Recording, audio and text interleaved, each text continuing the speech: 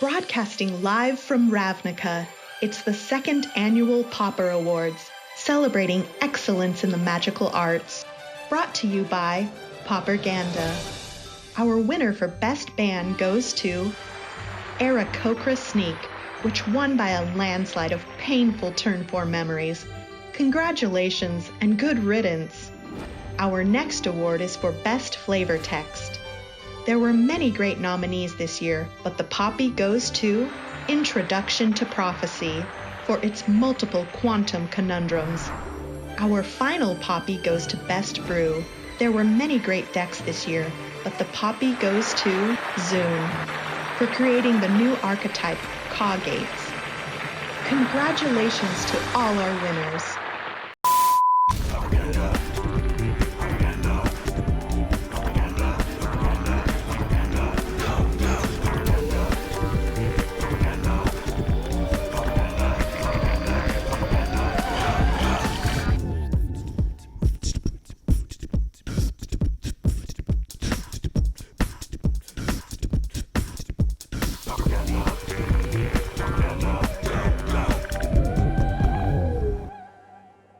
All right. Well, hopefully you saw the top of the show there. We met with what I can only call a super fan, Jared, at the Mox boarding house. I think his friend, I think it was Milo, was supposed to come too, but we got the locations mixed up. Anyway, met this guy. Awesome. You saw the stickers at the top of the show. His wife and him did all these custom spoofs. Tell you, I've got some competition. And then he breaks out this cardboard thing, and there's this laser etched magic mug that he made. It even has the little logo there. Sorry, this probably isn't the best view of it. But yeah, I was just blown away with his generosity. We played a bunch of games. He played Aaron and played me. We were there for about 3 or 4 hours, had a really good time. So yeah, pretty cool. Anyway, I was going to play one of his takes on, what was it, Black Sack. But that will happen later. It just felt like I was kind of rushing some of the changes and designs forward. And I wanted to play Brutesquad.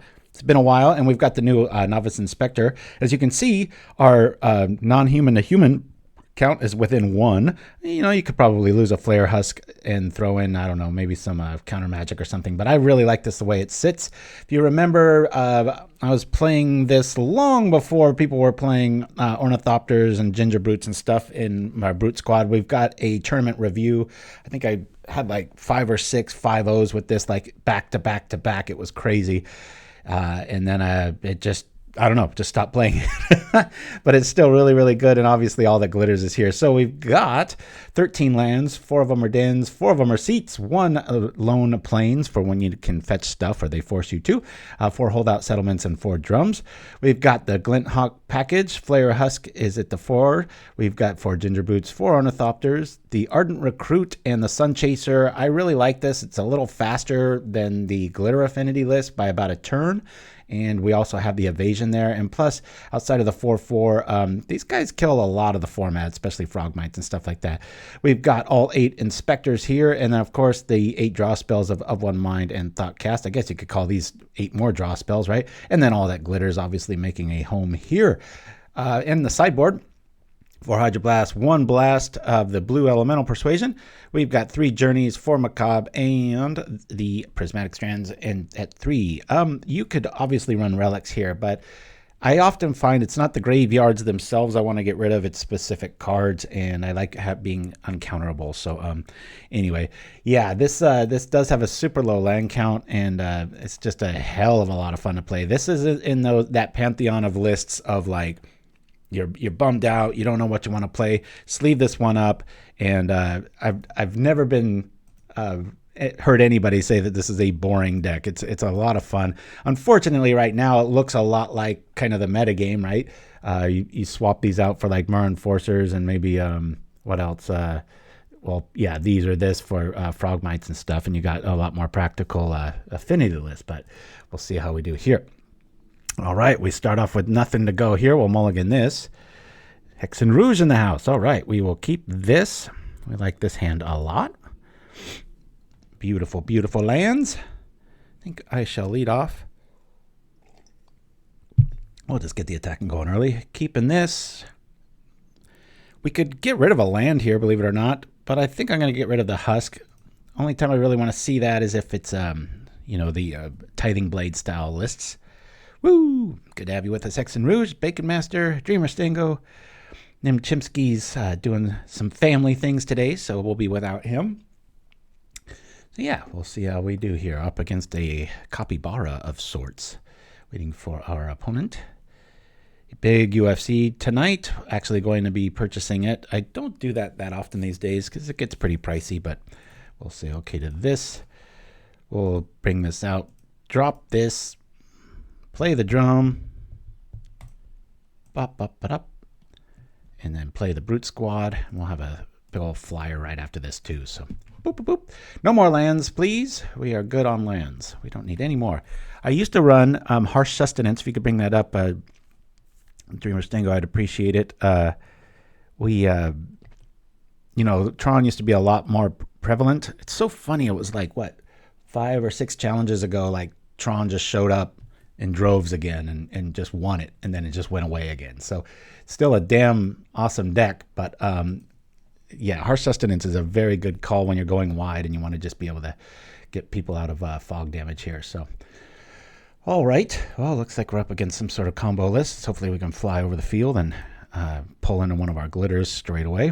We'll play this dude, and we shall do this to make this unblockable.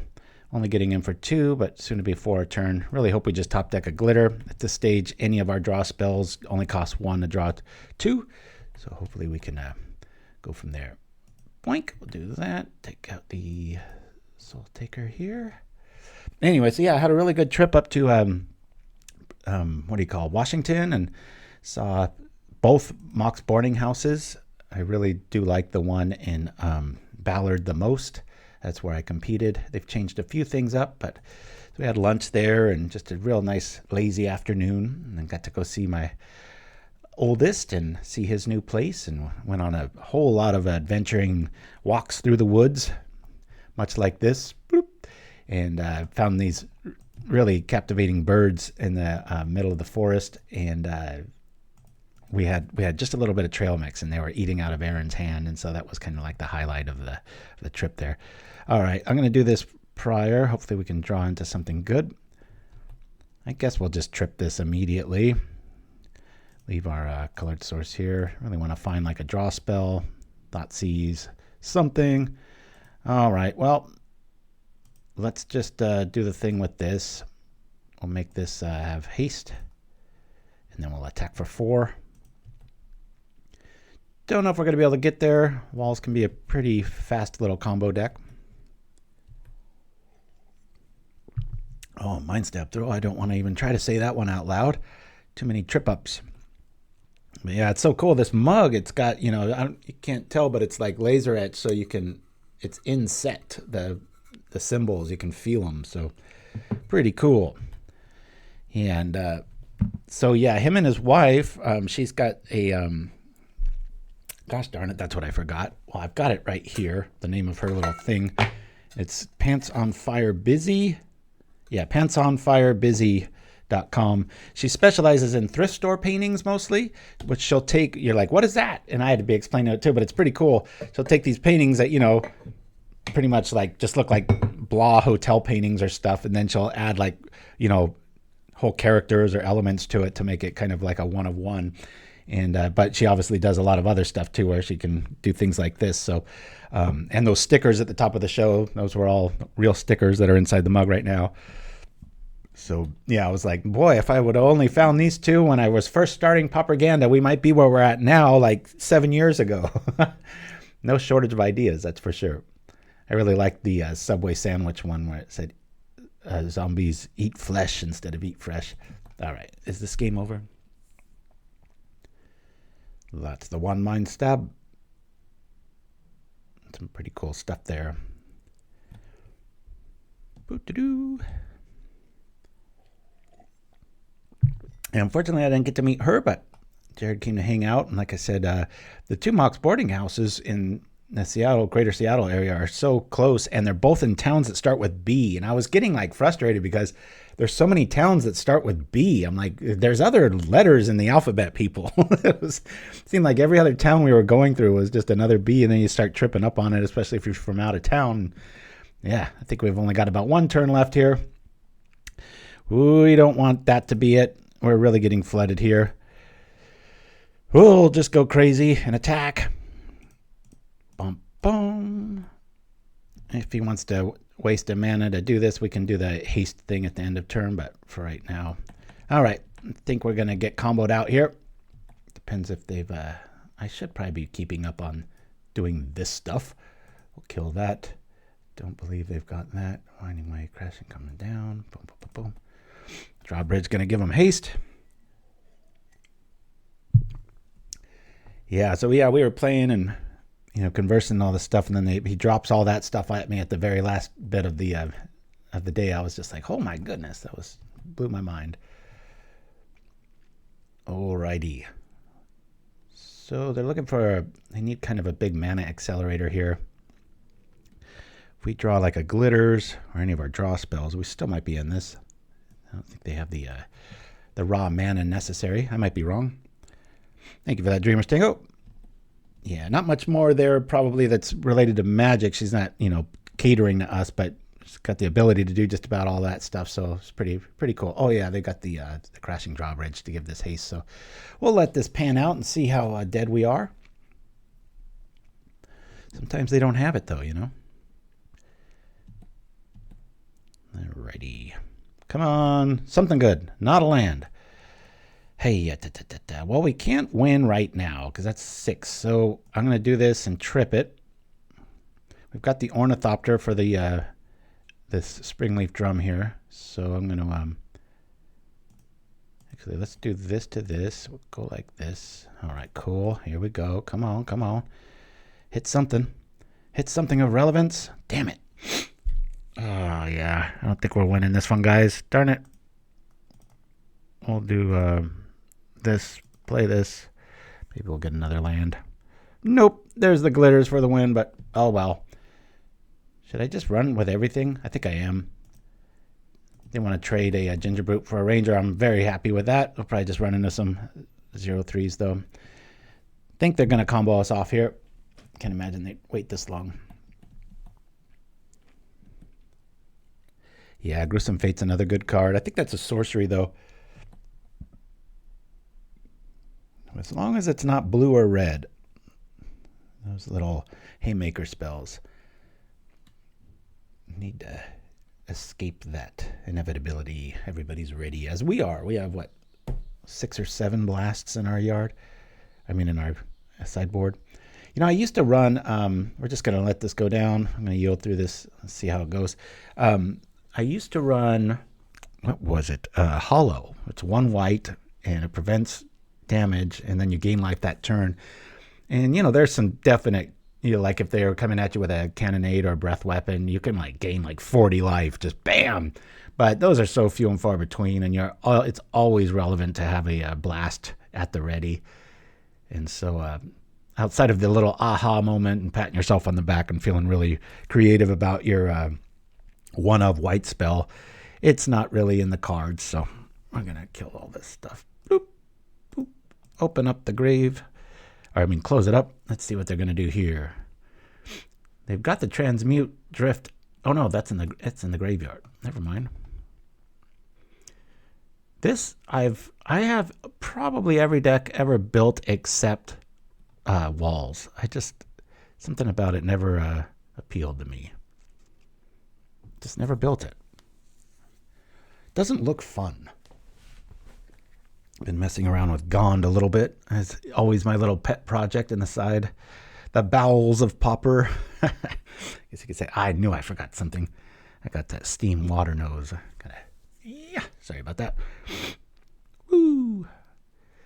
Okay, here we go. But yeah, it rained the entire time we were there, but we had a real kismet adventure. Every restaurant we went to, everything was just perfect, except we went on our big hike and set off, and we thought we had a hybrid just like we drive in real life. It wasn't. It was an all electric. So we get into this gas station like a bunch of fools. We're looking for the intake for gas, and we get that sinking feeling of oh my God, this is all electric and we don't know where these stations are. So between my wife and my oldest, boy, they were they were like sleuthing throughout everything. We found this casino out in the middle of nowhere that had a charger, and it was a really slow charger, so we're just stuck in this like wasn't the best it's just a bunch of slot machines and real kind of where souls go to die sort of vibe. Kind of a lot of casinos like that are pretty depressing. But they had a restaurant, and so we played some cards while we waited for the charge. Then we got there, did the hike. It was getting to about dusk. Then there was like some double horrible fatality on the road, and the road was closed, so we were stuck at that casino again. And my son had these MREs, which are called meals ready to eat, and just to kind of show us what they were like. So we just sat outside shivering and having those, and then we went in for a real meal after everybody was kind of like got plenty of flavor of the army out of their mouth. And after a few hours, we had enough charge, and there was an alternate route home, and we were able to get there. So it was a very long day, but aside from that, every place we went and restaurants and everything like that was just really awesome. So yeah, they even have a little heat packet that goes all together with it and stuff. So they're venturing into the dungeon. How long shall we let this go? Only one card. They're gaining some life. Just gonna be able to keep doing this, I guess. This is strange to have this other dungeon, right? I'm so used to the other one. Where'd the dungeon card go?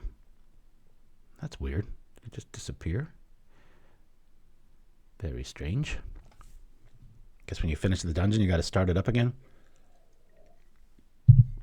So what, they can make a bunch of this stuff.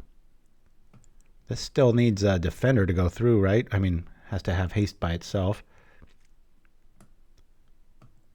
So we might have a turn. I'm pretty ignorant on this stuff. I play walls like once a month. And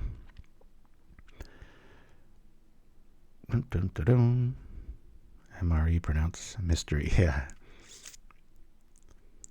If he can give that thing haste, I'm super dead. But all right, let's see this dungeon closer here. Does anything have haste? Haste. No. So you can technically just keep gaining a bunch of life here. We're 5 minutes up on the clock. No surprise. Scrying. That crashing drawbridge is the only reason I'm still in the game. They can give that haste. I'll just concede, but just curious what this is going to do here.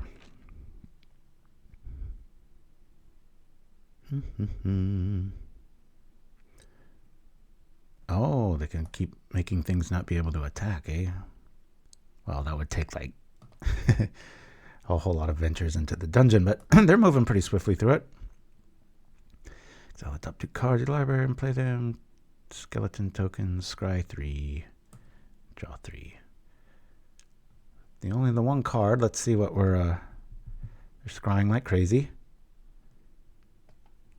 Sorry, I'm just going to let this, I just want to see how this pays off because it's just been too long for me. Hey, there's Winfro right now. I believe that's Jared. My son thought I misspelled your name, but I looked at the email and I was like, nope, he spells it with the 2 R's. So good to have you with us, buddy. We just were mentioning your wife's website there, so.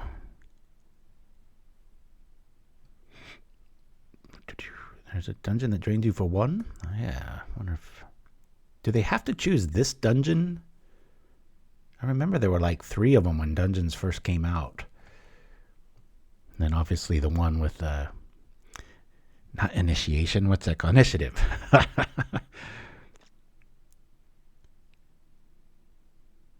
This is the worst line, says Bacon Master. Almost seems like they're going to draw out here. I guess scrying isn't really drawing cards, though. It's just looking at the option. Scrying for 3. Just for the sake of the show, I think I'll concede here. We'll go to the next game. Freed from the Real. Journeys would be pretty good here. Don't believe Faerie Macabre's going to do too much. We'll just bring in the 3 journeys. I'll lose, we'll lose the Flayer Husks here. pretty common one to go through. We're not really going to have to worry about equipping stuff like that.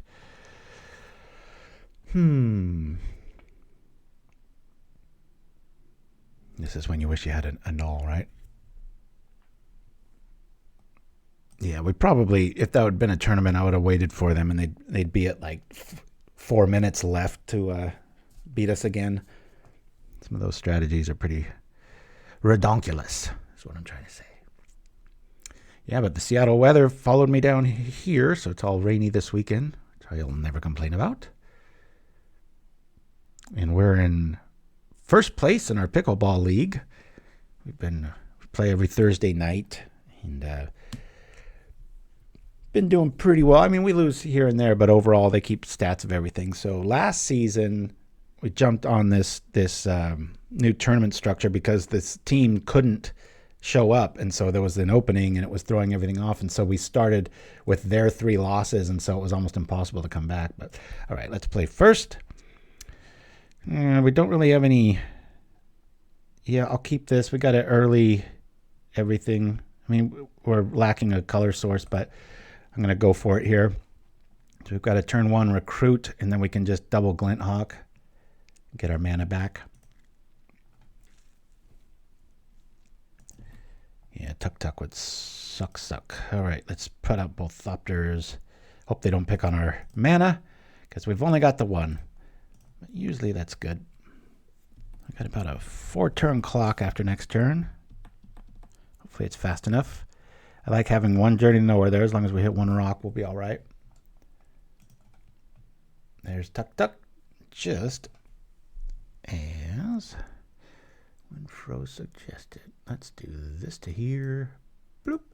I was surprised that, talking to Jared, that he doesn't even play MTG online. He's just all old school cards, but he did take after, what was it, Ryan's the Bellingham crew, the Magic, where he built like 20 or 30 Pauper lists and pretty much made a community out of nothing, and just boom, everybody's playing Pauper now, no excuses. So pretty cool.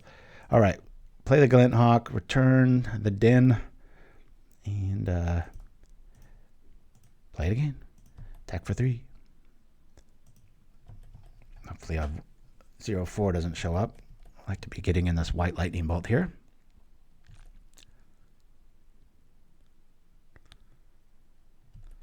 Yeah, we'll probably have to journey that Rubble Fort. Axebane's there too, though.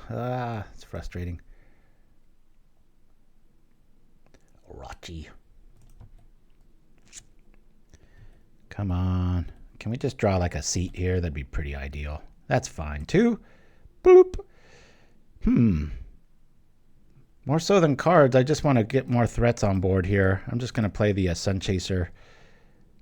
Now we've got a real good clock.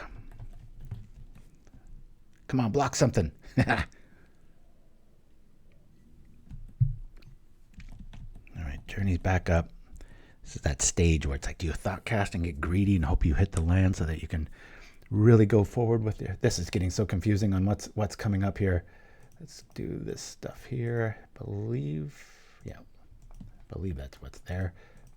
Probably about as accurate as I can get.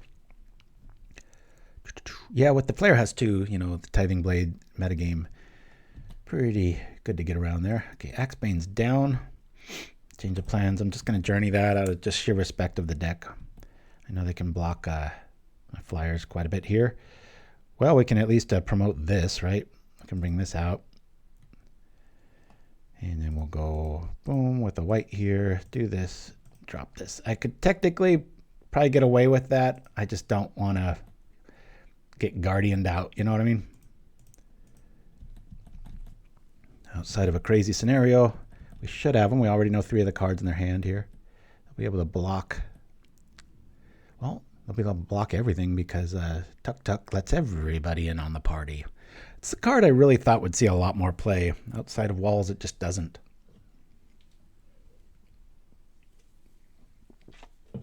The match. All right. Let's go. I'm caffeinated up. Woo! Let's go with walls, right? Yeah, aren't there 3 dungeons? That's the last time you looked into dungeons, right? Yeah. So yeah, when I was talking to Jared, he took a black sack and kind of definitely changed it quite a bit, and it was playing pretty well. Had a lot more trolls and your Gurmags and things like that. But I played it about a dozen times, made some changes, shared it with them. But like I said, it just maybe a week or two away from playing here. I know a lot of you have been wanting me to play Black Sack again. Don't worry, it's coming. But one thing that what was it? Already Dead, I think is what it was. There it is. So this card, when it first came out, everybody was going crazy, and then nobody played it. And I could see why. But in a Black Sack style, or if you have just stuff that you want to die, right? You want stuff to run into it, which is perfect for it. I found I started running like 2 or even 3 of these, and it's a nice little engine. You get that little extra damage, boom, and then you're able to take down like a 5/5 and draw a card out of the deal. So it's pretty cool. There are 3 dungeons, 2 of which can ping your opponent and dig through them. That's why Dungeon of the Mad Mage. Ah, I see. I thought, yeah, that's right. Then there's 4 total, right? Because of the initiative, or is that including that one? Ooh, Bacon Master dumbing things down for the masses. I see. All right. Well, just waiting for somebody to join us here. We'll be off to the races. So if you saw the top of the show, I finally finished the 2nd annual Pauper Awards. We only do that about every 3 years because, bands don't happen all that much and stuff. But it's just one of those little zeitgeist things that kind of makes Pauper feel a little special because nobody else is doing that in other formats, right? So we have our own little award show and silliness. But had some interesting flavored text options there. They all ended up being artifacts. I have a compiled list somewhere and got away from the sausage tree that won at the year. The first annual one did that. And then I'm trying to also focus on innovative deck designers. That's why I kind of changed that last category. So, 4 if you count that. Okay, I thought so. Yeah, good times. It only lets you venture into the Undercity. So yeah, between these, you can really draw a ton of cards with this list, and obviously the Inspector package is pretty cool, letting you really get to that metal craft. Is that what it's called, or just affinity? Yeah, just affinity in this one. But I don't know what is going on with slow opponents here. I guess I'm just odd man out. What's funny is when I play in the Pauper Classic thing, it's maddening because I'll just put on there, this is a tournament versus so-and-so, and I'll have like 6 or 7 people show up, and I'm just like, drives me nuts. Okay, we'll get in quick with a Gingerbrute, and then we've got our mana already fixed. Keep Inspector package. Doo-doo. Alrighty, loving the holdout settlements. We'll keep things going here, depending on what we see. If it's a swamp, I might lead off with the Husk instead.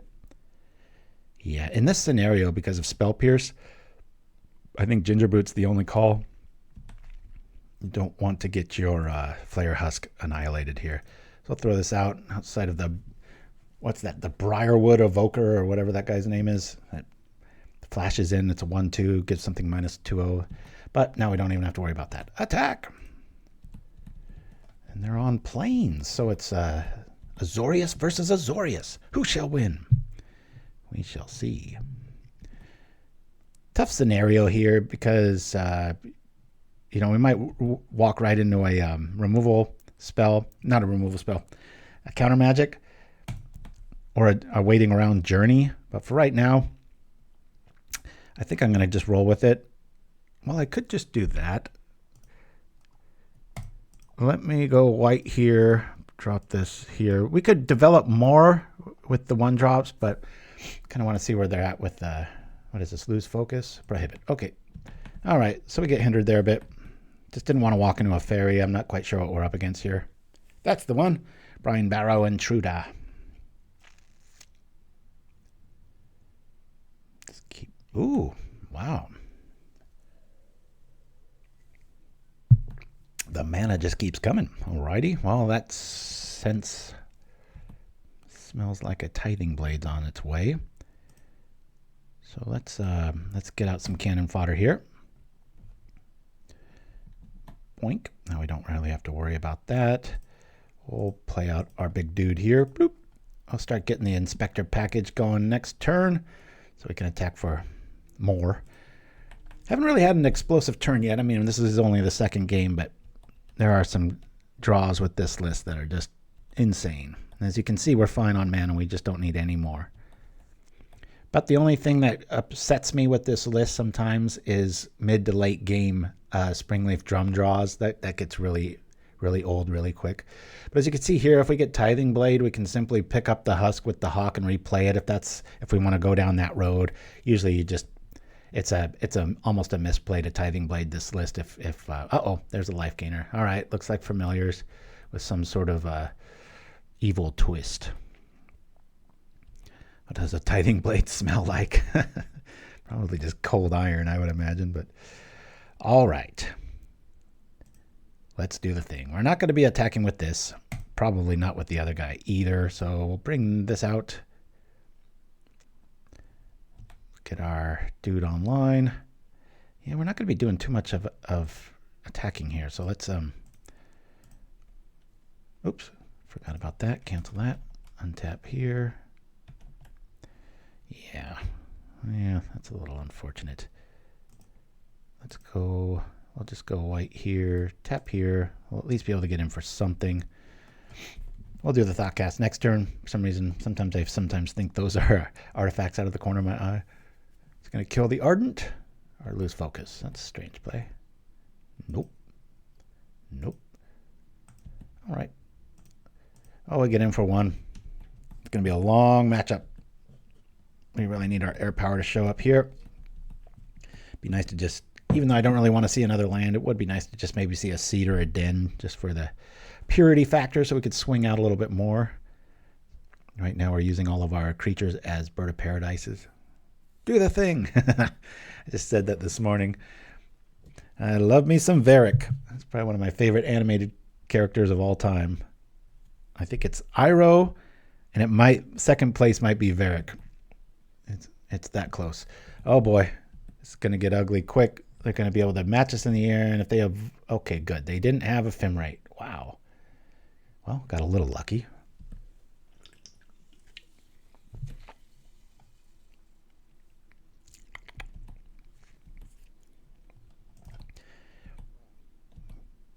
Yeah, I'm just trying to preserve our, there we go. Just do this straight out of the gates. Bloop. Okay. Yeah. Can I attack with everything? Nah, I got to keep something back. Let me go here for this. I guess we'll get the air power going here. We can bring back the land. Already got the other one in our hand. We'll say white here and play the better art version here. Bloop. All right, next turn we'll be doing some stuff, I promise. Right now we're only going to hit for 2.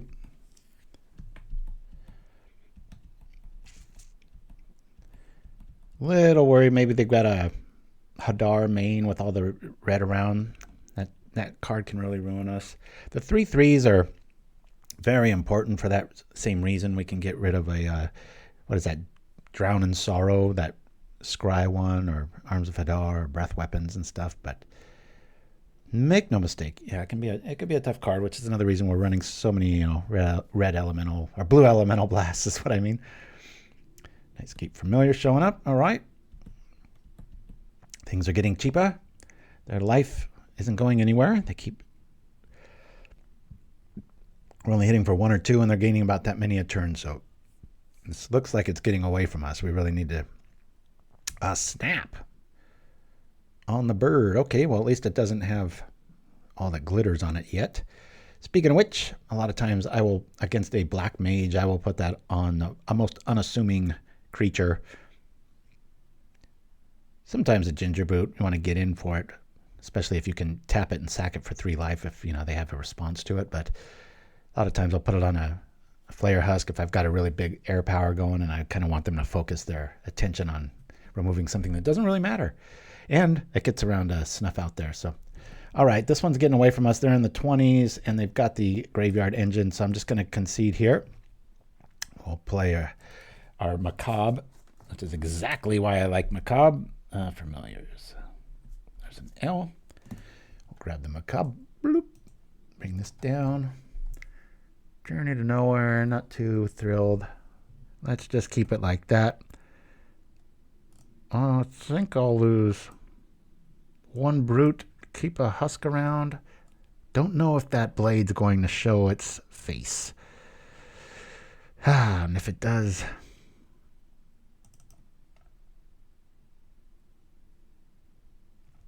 we'll get rid of one Inspector. Yeah, let's go. Faerie Macabre. Always good to have. And we can actually hardcast it with the mana we have. We will like to play first. Yes, please. Wow, we're flooded, but this is a pretty good hand. Get pretty stultified rather quickly, don't we? I think I'm going to throw this back. Lead off with... we do have a pretty nice 1, 2, 3. Let's keep it. I'm gonna couple ways to roll with this. I think I'm just gonna bring out Gingerbrute. Not get too crazy with the Glint Hawk, but let's go. Get in 1 damage straight away. One of my favorite card designs of all time in the Gingerbrute. Love, love, love it. It's a hand that can cast. Oh yeah, you're right. We could cast it, couldn't we? Right. Well, this just got really interesting. Let's bring out the lady. Change of plans. Let's turn into a pretty darn aggressive little hand here. Just hope they don't have a snap. They probably do, though. Not the biggest tempo hit, being that they don't have a Karoo land out yet. Is this where they get one? Who knows?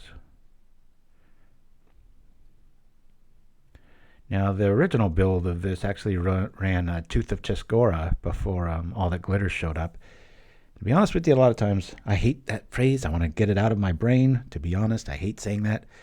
You should lose it too. Too many people are doing it. I hear it everywhere, every channel, everything. But there are parts of me that think the deck actually runs a little bit smoother without the glitters. But you can't deny the wallop power that it has, right?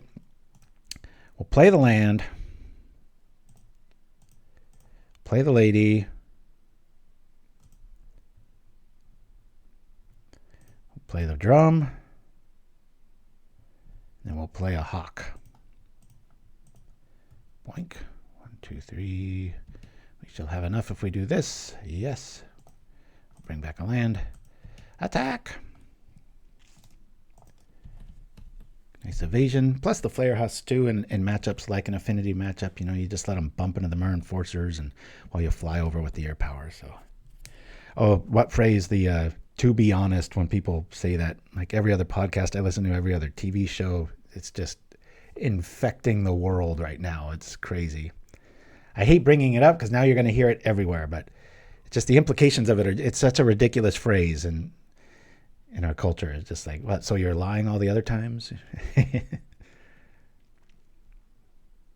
like your brain needs padding to think of the next thing, and they just roll these phrases out like that. So, okay, this feels like we're doing pretty good work here. Let's attack for no small amount. 9 coming at ya. Woo!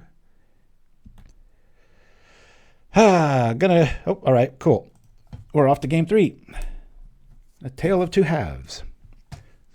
Macabre didn't show up. Didn't feel like we needed it. I don't think they're leaning on red as much as we think they are. So I'm going to only going to keep 1 Husk. I think we're going to rock like this. Yeah, exactly, Bacon Master. Literally about 6 years ago was just infecting the world. And you know, with the internet and everything, it's not these regional things anymore. You hear it just everywhere, every culture, every language and stuff. So like a hive mind. You know, me being a contrarian, I want to do stuff different. I'll come up with a new phrase. Well, ain't that just a macabre? Maybe we should start saying that. That's pretty chunky. Well, any land would be pretty good smooth sailing here, but we got to mulligan this. This deck mulligans pretty well. 1, 2, 3 on the 4. Got that. We'll keep this and show no more. Oh, is it the Mind or the Thoughtcast going to get there first? Probably going to have some removal. We've already got the requirements for this. I think I'm going to lean on that. Of course, we can't cast either of them right now. Woo! Yeah, we got to come up with a new phrase in the chat here, and then we'll just start saying that, and then in about 2 years, we'll start hearing it everywhere, right? This is where it starts. All right. Which do I value more? Let's bring out the Recruit, just because we'll be able to get Metalcraft next turn, almost no matter what, unless they're on like 4/4 spike. How could you do that on turn 2? Can you adjust Simian Spirit Guide's mana to not be red? Yeah, that'd be a pretty tough one. Maybe double for spike. That could happen. I guess you could use foil to really eviscerate your hand. You anthropomorphic sausage casing.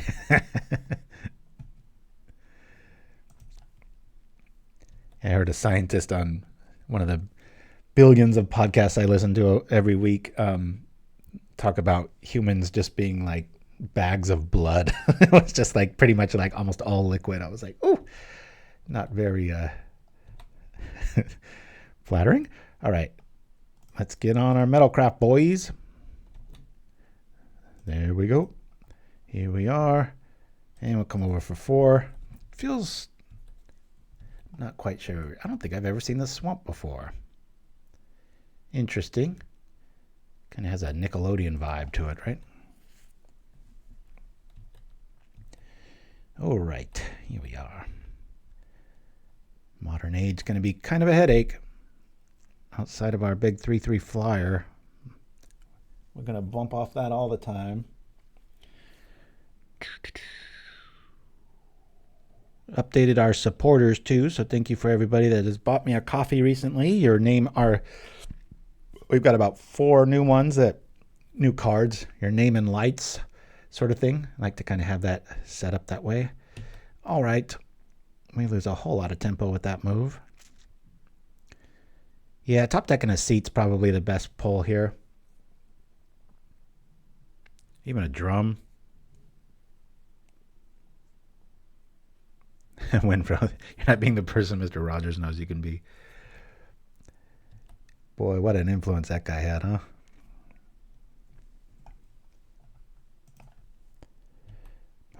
Supposedly he was that way on set too. I know the movie Tom Hanks was in kind of showcased it being like that.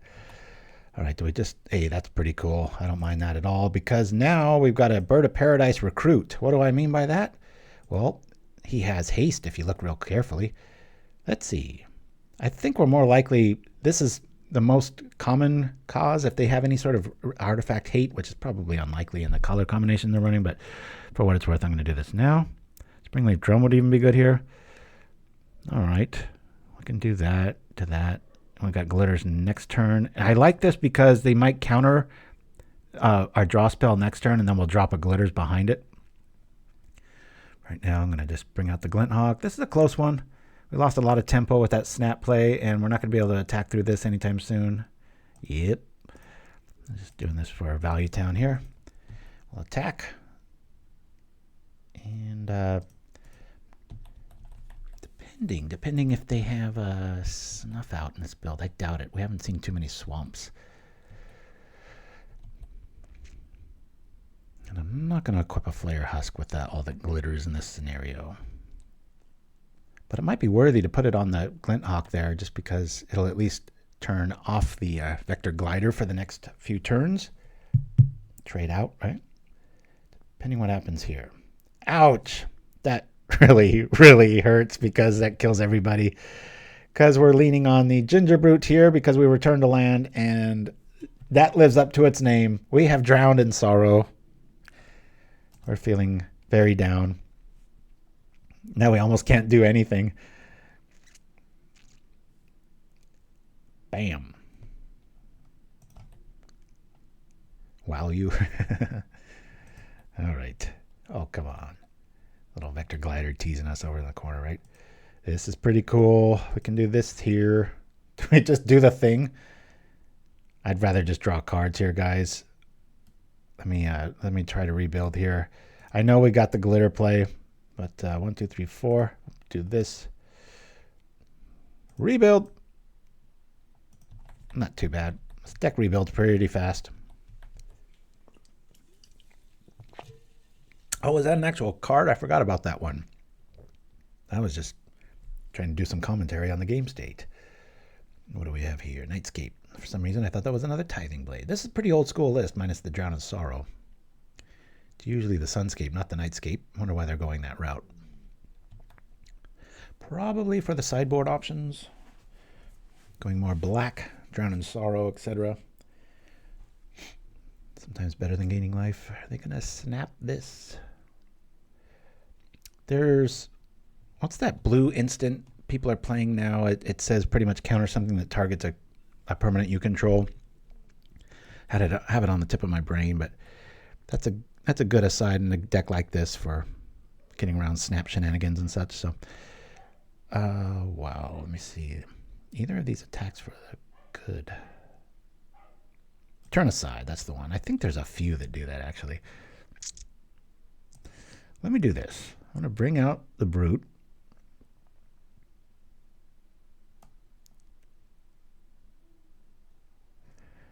I'm so afraid of a snap here. Let's see if we can draw into some alternate answers, or if this gets countered, it'll make things a little bit easier. No. All right. I'm still going to hold off on all that glitters. Do I just... I think I'm just going to run in... Well, they can just block it like that. All right. I'm just going to set up this turn. Hopefully we don't run into another wall of filth. 1, 2, 3. If they do that... Yes, I'm going to actually bring back Gingerbrute. If they have another Drown in Sorrow, we at least get a creature out of the deal. Our Ardent Recruit will live. Yeah, do that. Bring this back. We'll do the thing here.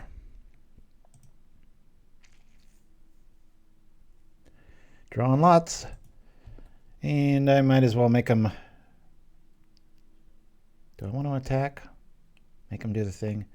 He could technically double block there, regenerate. I trade the gut.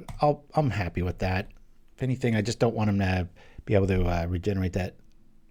He might just snap it in response. All right, he's just going to bump into it. Oh, interesting. Okay.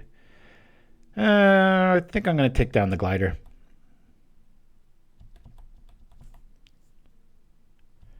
Okay. Keep waiting to pull that trigger. All that glitters makes you want to play Glasses of Urza or Peak. I really want to make a Glasses of Urza list. Obviously, you'd be running Trinket Mage with that. That is just so much card. Every turn, just let me play perfectly. And who would waste artifact removal on it, right? Might get irritating, though, every turn. Just like, let me see your hand. Let me see your hand. Okay, so they've got one black open. Need to head to the store.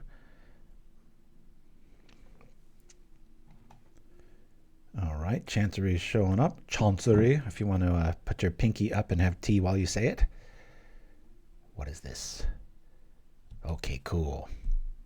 So I already played a land, so we've got an opening here. Let's get out as many artifacts as we can. Unless they got a snuff out. This is a good draw. Bring this out. We'll bring out the Cookie Man. Actually, let me do this. Do I want to put it on the Cookie Man or the other one? I'm going to put it on the bird. 8/8. Bring out the other cookie. We can only really get one of these with haste. Actually, if he wants to block, I'm fine with that. Actually, let me do this. No, I can't. We don't have a human, damn it. Let's just attack. Huzzah!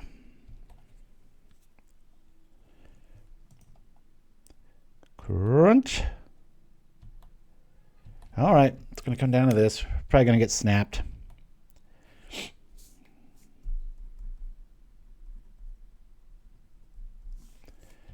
Yeah, Turn Aside's a really good card to be able to keep your little glitter play safe.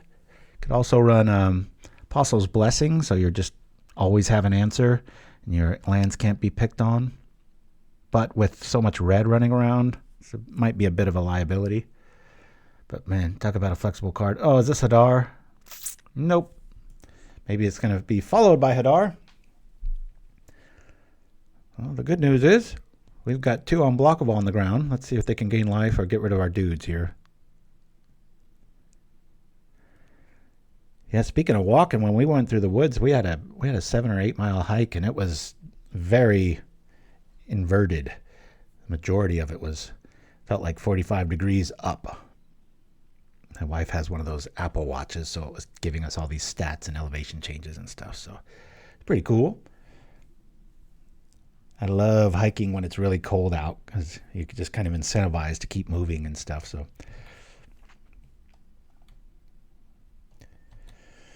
well, let's see. Suffocating Fumes could show up. That feels pretty good. Should we just hardcast it and fly over, right? First things first, I'm going to try to get through it, these guys. I'll say haste. Haste. Let's attack here for the 2. Now, if this was the old build, I would have the option to instant out our little Tooth of Chiskora, right? I probably could have tripped the clue to draw. For what it's worth, now we're just going to do this. Are we going to get there? Can we get there? Let's trip this. Bloop. Getting in a little bit more of a desperation mode here. We'll bring out this. Might get countered, might get killed. We'll see what happens. I hope I didn't play a land this turn. I can't remember. Yes. Boink. Can I play it? Yeah! I can do stuff. Look at this proactive turn. Woo! As everything goes dead.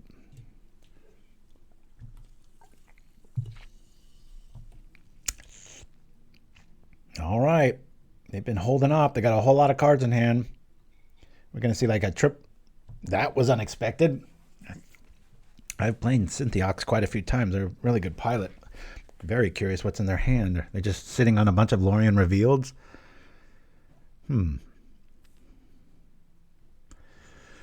This deck does a lot of things really well, but as you can see, it can rebuild pretty fast after a mass removal. That's one of the weaknesses. Any go-wide strategy.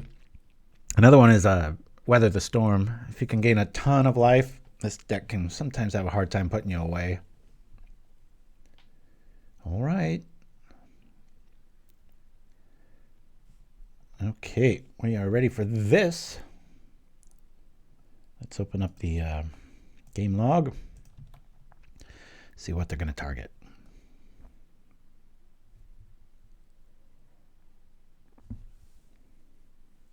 Snap, eh? No to that. So we'll get rid of this snap and this snap. No snap for you. I'm probably leaning on that for the win, I would think. That's why I love this card so much. Because you can't counter it. Well, I guess you could have the crab, right? And just like that, they get around it.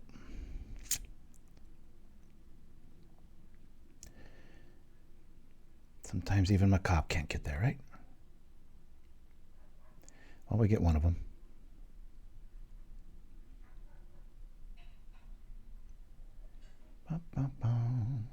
Another one. Crunch. This deck's so powerful. It's the snap mechanic.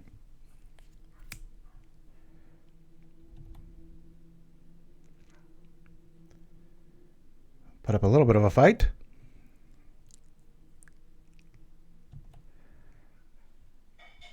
Well, I want to get that human out there so I can have one mind and see if we can see some more stuff here. They're at 4 life.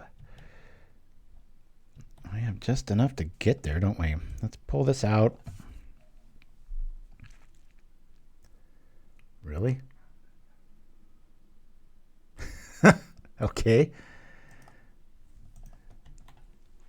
Suggest that they have another annul in their hand. I'd imagine they'd almost have to. We'll bring this out. All right, we're going to go for blue here. Straight away. Bloop. Now that we have a human. Not what I wanted to see. But we've got plenty of ways to do this, right? Do here. And here. I'll have just enough to stay alive, darn it.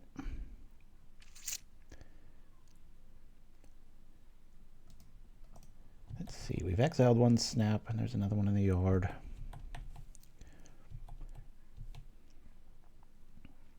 We'll keep the mystery card back. I'm a big fan of doing that at this stage of the game. They duress us, they get a drum. This deck plays out so fast that I don't think you would really be... There we go. That's what Brutesquad does. A little bit too much pressure all the time. And, you know, this wiped us out, and we were back the very next turn. So let's not negate that. Hey, y'all, I'm going to get some more coffee. Man, I ate way too much garlic. I'm so glad you guys can't smell this mic. Like overpowering. Like I'm a big fan of sauerkraut and garlic, and I had way too much of both. So I don't think my wife will be kissing me today. Anyway, I'm going to roll off to Wiki Bear real quick, get some more coffee, and I'll be right back for rounds 3, 4, and 5 right after this. Hello, I'm Wiki Bear. What's your name? Conan O'Brien. Conan Christopher O'Brien, American talk show host who once made an uncredited cameo appearance in an episode of How I Met Your Mother? Wow, yeah, that's a kind of an unknown fact. I'm surprised you knew that. I can answer any question you have. I'm Wiki Bear. Okay. All right, here's a question. What children's character has a cat named Custard and a horse named Honey Pie? Checking now. The answer is Strawberry Shortcake, who actually started out as a greeting card illustration in 1977. Yay! Wow. I didn't know that. That's very interesting. You know what's even sweeter than Strawberry Shortcake? The Boston Molasses disaster of 1919. When an exploding storage tank caused 2 million gallons of sweet, sticky molasses to flood the streets and kill more than 20 people and their horses. Giddy up! Yes, I am aware that did happen. That was a terrible tragedy, but I don't think kids want to hear about that. Many people tried to flee but became ensnared in the molasses and drowned. Yeah, glug, glug. I don't think that's something kids want to hear about. Imagine gasping for air only to have your lungs fill up with thick, sugary syrup. Yum, yum. No, not yum, yum. What a sweet, sweet death. No. Okay, let's change the subject, Wiki Bear. Okay.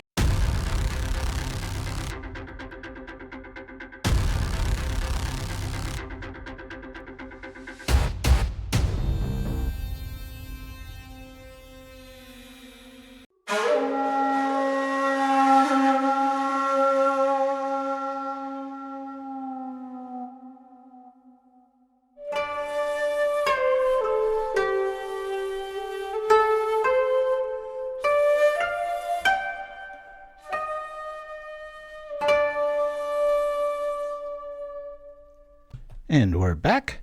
Got the coffee. Got the anti-drip technology. Yeah, good times. So we beat walls and we beat familiars. Both close ones.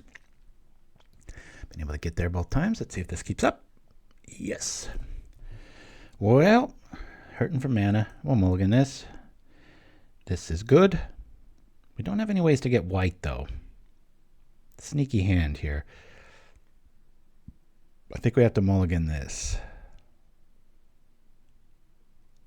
Yeah. Mulligan this one. Oh boy. Mulligan. This is getting ugly quick. We'll keep this. We've got plenty of drums, so we'll get rid of one drum. This isn't too bad, actually. I really want to keep this scenario here. I have to get rid of 3 cards. Oh my god. 1, 2, 3, 4. Keep it aggro-minded. Here we go. Boom, boom.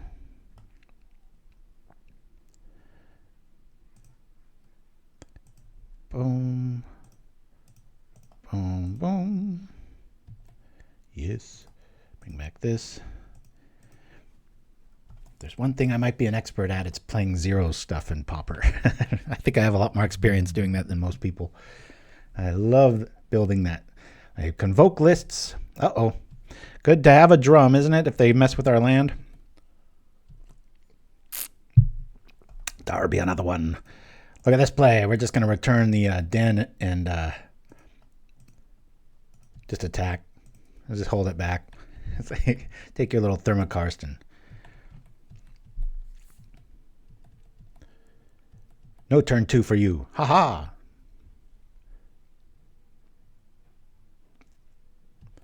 Okay. We got a 3/3 trample. What else? Okay. Super ramp. Hopefully our Glint Hawk draw. Let's remember we triple mulligan, so we're up against it. We've got the explosive start at the cost of a Thoughtcast, so. Alrighty. Gingerbrute showing up. You know, at this stage, I almost don't even mind if they blow this land up. I'll bring out this guy just for the 5 damage here. I'll tap this for the haste. I don't want to trade that for a wood elf. And attack.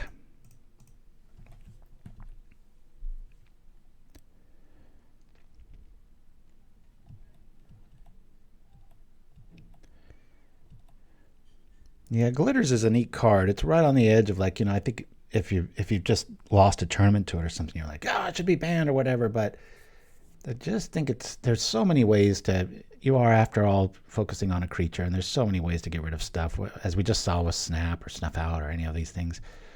Well, that's going to hinder things, isn't it? This is where we just trade. Glint Hawk for Moldrifter. It's better than living in fear.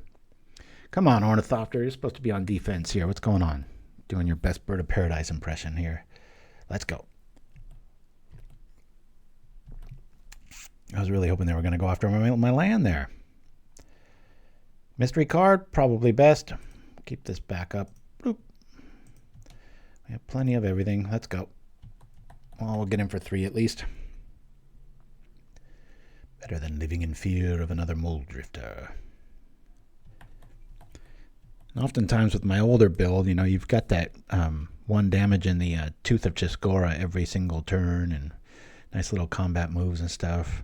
And again, it's not really worth getting rid of, right? Whereas Glitter, it's just got this huge target on it. So a lot of times I'll use it as a bit of a red herring on, like I was saying, like if I have a very wide board, maybe put it on a Husk token when I suspect that they've got, you know, good removal, and then the air power still gets there. So a little bit of this, a little bit of that.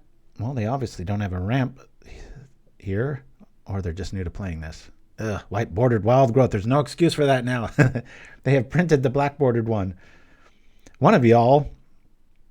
Ooh, Temporal Spring. That's always a kick in the crotch. Draw the land again. One of y'all gave me a foil wild growth like 3 years ago.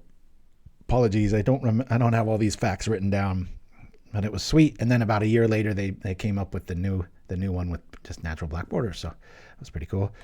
I'll take a chance here. This is when you really wish you did have Tooth of Chiskora, right? Because then they get all like jumpy about attacking. So it's like, wait a minute here. All right, we'll keep this playing a mystery. We'll just attack here. No sense in using the mana unless they do some weird little Quirion Ranger effect without a Quirion Ranger. Not quite sure how that would work. To troll you. Yeah, that's right. It'd be pretty crazy. Yeah, so anyway, we're going to be keeping our ears peeled for Jared's update on a lot of, you know, they have a pretty good Pauper turnout up there. And so if there's a big tournament, whether it's mocks or not, there's a lot of things going on. We will make that trip again, just my son and I, especially now that we can stay sort of in town with my son. That's quite a trip, actually. We'll probably just do the old hotel thing, but definitely worth coming up and seeing you all. And I won't make it a Friday in the middle of the day. I know that was ridiculous. Definitely Ponza. I think it's pretty safe to write that down. Again, my only defense against that is it wasn't a magic trip. It was a family trip. And so we would just squeeze that in there. It was just the most convenient way. So I think there were about 5 or 6 of you that said if it was on the Saturday or Sunday, it would have been a lot bigger turnout. But we had quality, not quantity, which is what this show's always been about.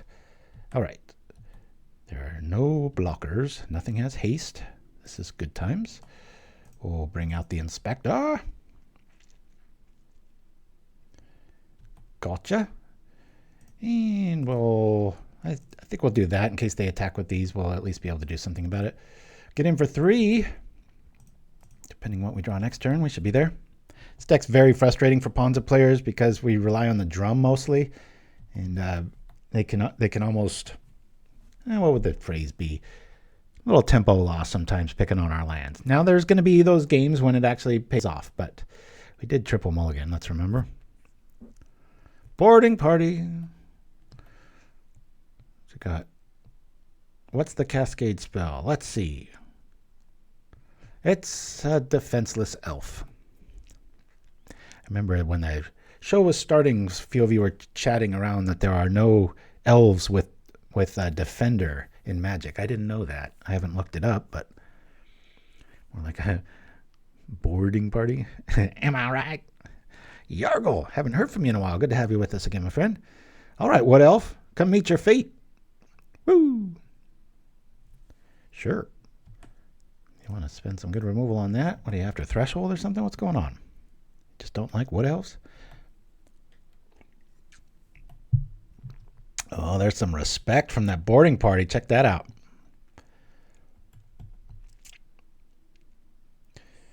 So the Gingerbrute's not going to get in. Yeah, we'll need a few definite, probably like months advance notice. So it should be a pretty big event there, Winfro, but we'll definitely do it. Probably not crazy soon. I think it's probably best to just draw here, right? This is a close one. We're so naked if we do this. I think this is best. Let's draw. Can we just get like a seat or a holdout settlement? That would be good. Tempo-wise. Hey, thanks for listening to me, List. All right, we'll do this to this. I'm not going to be blocking with that. And I kind of want them to forget about that. Maybe they'll attack with it. Never know. Ooh. There's nothing with flying, so we're going to come on over with this. Temporal Spring and Recoil, those used to be such just total tempo killers. Now they're almost never played. Recoil's a great little card. Return a permanent, they have to discard something. It's at least a 1-for-1. It's got weird Indian artwork on it, though. I don't know what's going on there. Some sort of shamanistic dream, surrealistic sort of thing going on.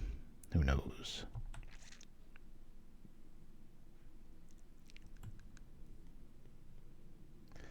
Something big this way comes. What do we have? Oh, there goes our attack. All right, we really want the glitters to show up here. They can block our Gingerbrute now. They can block our Flyer. This is going to be tough sailing. Whoa. Wovenrogue. Hello, sorry for bothering you. Oh, is this one of those spammer things? Yeah, let's wax that, shall we? Dreamer Stango. Oh, and Chimpskey's not here to... He's usually pretty quick at bringing those things down. Just make sure to block them so they don't bug us. Okay, 10's coming at us. Well, we can block some of it. Let's get rid of the bad artwork. I can't really say that. I'm not a fan of the mood. The artwork's actually pretty good. I'm an ageist when it comes to inspectors. I would assume this guy looks a little bit younger. The novice throws you off, right? All right. I don't know if we can get out of this one. Well, Yeah, if we get glitters and we throw it on our Ornithopter, we can get there. Glitters. That helps. We can live this turn, right? Bring this out. With the mana ratios we got, I think that's the right play. I don't know if we can even live here, though. That trample's going to be a thing. Depends how all in they want to go here. Note to self, probably block with the Brute. I think if they swing all out, they got us. Being hellbent, it's not much of a mystery. But maybe they'll give us too much respect and let us get them. Peck them in the face. We did triple mulligan, let's remember. This is a razor close matchup, so not too bad. Write down trip mole. Okay. This doesn't bode well. They're going to be casting stuff pre-combat. Big deal. It does nothing. Bad news. They see the drum. They might be able to deduce that land destruction isn't all that great against us and have even more threats.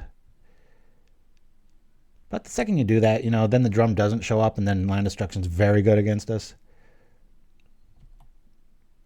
I like how many, they're tapping all these dudes so I can block these big guys. Cool. I think they had the win in their hand. Boom, boom, boom. Wow. Cascade doing stuff. Holy cow. Woo. The initiative's not really going to matter too much, is it?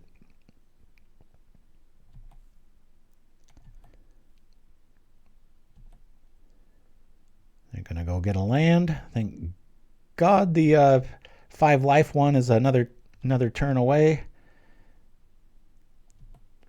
We've got 2 flyers for the win. They've got 1 blocker.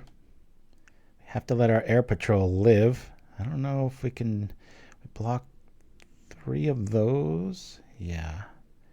We take 10. Oh, wow. Yeah, we've got to. We still have to block.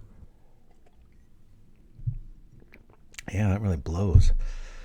Okay. Well, now they don't have any blockers. All right. The trample's going to get us no matter what, and that's 10. So I've got to get something in the form of that blocked. Let's get rid of the big dudes. That's coming at us too. Good grief. Go here. And then what? We block here. 2 will still do it. Cancel. Block here. Oh yeah. I was thinking these were Quirion Rangers for a minute there. I think we're good like this. We take 4, 7. All of our stuff dies. We still have the win here. I think this is right. Huzzah!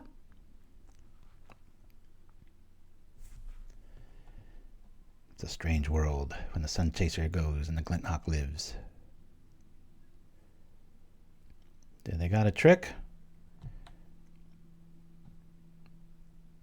Is the lone Glint Hawk going to get there?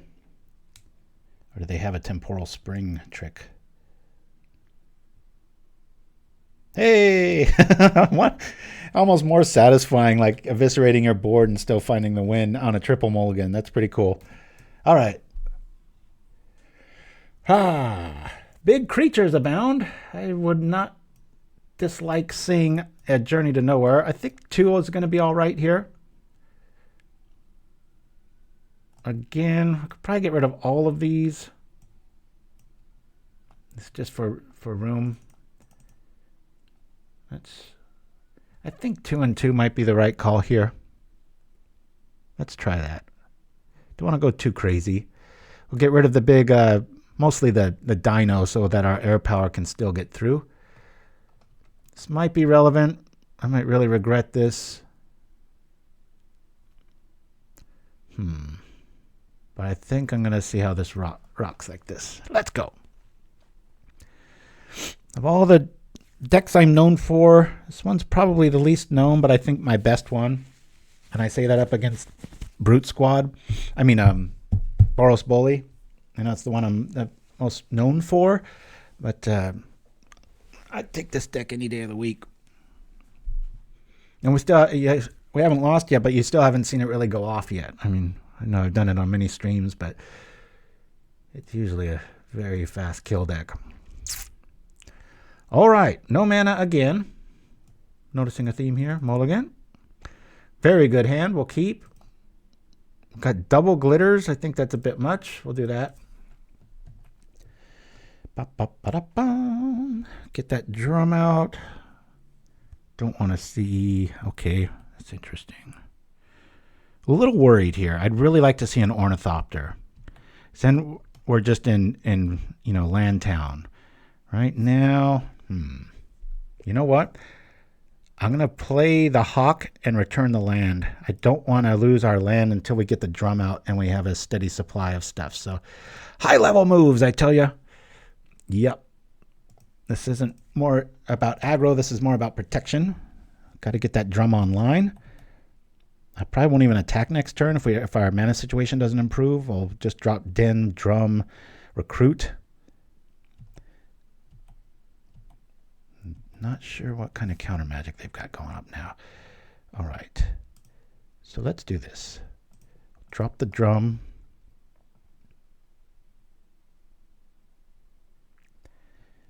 And do I want to do the Inspector instead? No, I think we just do this. Let's go like this.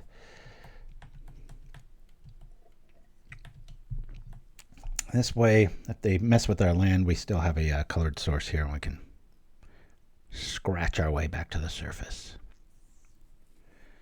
See ya, Jaredgel. Visiting the grandma. Good for you.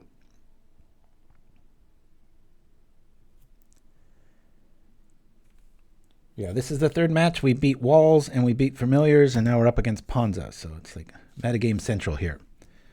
Boop. I've been trying to update my metagame safe, our little spoof on that, and I couldn't find the sequence. And I mean, I spent 3 hours looking for it. I think anybody that knows anything about editing would be flabbergasted at the size of my greater PauperRBust project. I mean, there are 800 sequences probably throughout the years. A lot of them are strings too, where it's like multiple sequences in one sequence. It's like a theme, like my little Mana Beauty things and such. So, oh, thank God for the Ornithopter. I can attack now. Let's do, there's not much of a thing to even think about here. We'll bring out the Inspector, come over for 5. Hiya. Ba-ba-ba-ba-ba. Okay, now if a big old 6/3 pirate shows up, we've got the answer. But right now, 1, 2, we've only got 3, so I'm one away from the Thoughtcast working. Would really like to just top deck a land here. Then we could just turn on glitters. Okay, he can take out the token, which does buy him some time there. If he takes out the drum, that's way meaner. Yep, nice play. All right. Gorilla Shaman doing some chewing. Getting there. I'll attack right into him. More than happy to trade with that if we don't top deck a seat and blast it. Of course, that might not even be the play, right? So I could just eat it again.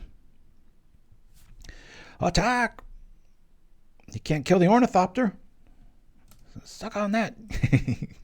You gem-eating shaman. Coming over. Fine. They must have another one. Cool. Can we get there? That turn suggests they either have another shaman, maybe a shenanigans, or both, or a big creature that they're not worried about, meaning the dino. Feels like we've lost this one. What are they picking on now? That's a bit reckless, wanton, whatever word you want to use. Bolsamarasa, don't like that. Yikes. Reset that life total, and now we are just so behind. This is almost give up territory, but to hell with that. We're going to top deck a Seed of the Synod, and we're going to blast this gorilla back into the graveyard. Smack! Come on. I'm going to call it the power of positive thinking and power of the mind. Pretty close. Not really. I think we just hold it and attack. We're going to get there. And we have this family tradition whenever we fly. Since Aaron was a little baby, he loves those little, manuals on emergency aircraft procedures. So much so that he's got a collection of about 6 of them from like Delta, Southwest, American Airlines, whatever, Alaskan Airlines. And we've just noticed like things are getting just, can't quite think of the phrase I'm looking for, but they're getting pretty ridiculous. Like there was this one, where all this inclusion talk and stuff, this guy was like helping somebody, and we looked, and in the corner he had like this drawing had like a metal leg, and we were just like, what? Okay, I guess we're all involved now. But what was really funny is, they're trying to visually show you how to do stuff, and so it shows this guy looking, and then there are these red dots of where he's looking at, and so Aaron was like, power of the mind, and it was like you were doing all this telekinetic jokes and stuff. It was a really funny launch.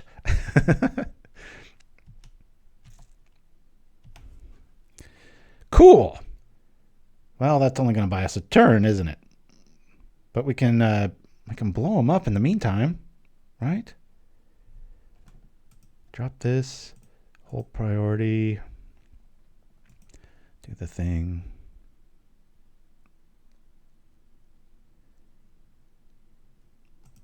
Roast the dude. Blop. Blop. Boom. Yep. Probably say goodbye to Drum if they're on their toes.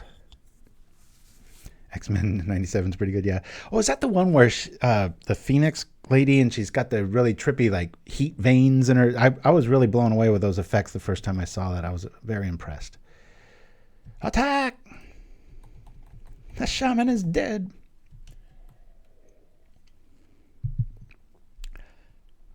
Light the virtue signal, Commissioner Gordon. I love it. Super fan. It's awesome. I mean, all the power to everybody, blah, blah, blah. Social grandstanding, whatever. You got to qualify everything these days. But it was just to the point of distracting. It was just like, we're trying to do a safety manual here, and we're just forcing in all these little sub things. It was just kind of funny. I didn't even see it the first 10 times I looked at it, and we're like, what the hell is that? It's Robo-Man. I know whenever you see those racers with those blades on, like the Special Olympics and stuff, it almost seems like an advantage. All right, we're quitting. Too much. This is just 20 land to our none, and they're going to be like at 19 life again. So let's do the thing. We're going to go all in on these. I do want to keep these. Inspectors are going to be good. We'll get rid of one Inspector. One Glitter. No. Let's get rid of one Thoughtcast. I might be hurting on those. All right. Here we go. Boy, was I shocked at how dilapidated Seattle has become. I haven't been there in about 6 years. What a change. Went from pretty beautiful city to just pretty run down. Yes. Oh, this is rough. We have the defense available. We've got the drum, but we don't have any artifact creatures to power out any of our other stuff here. Guys all want to keep this? I'm going to mulligan, damn it. All right, we'll keep this. Good thing we did. Keep that. We are up against that. Not quite sure we're going to need the plane here. Let's get rid of the planes. Done. I know they're up against Ponza, but hey, let's go. Let's bring out the pain. Pow. Here we go. It's one of those, if we top deck an Ornithopter, that last hand's awesome. But for a while, I had a 3-seat build where I didn't have that 4th seat.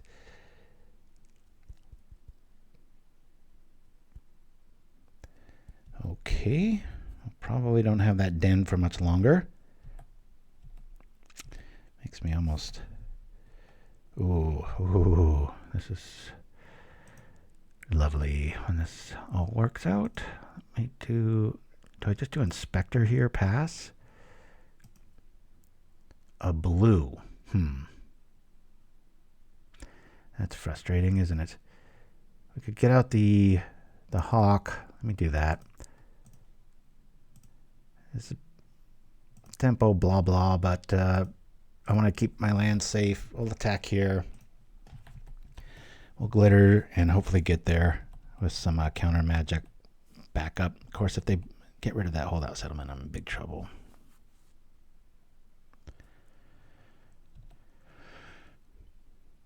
Yeah, I wonder if not having glasses on, it's like my little Pauper Clark Kent, right?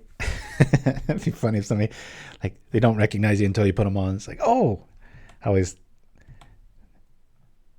think kids always laughed about that.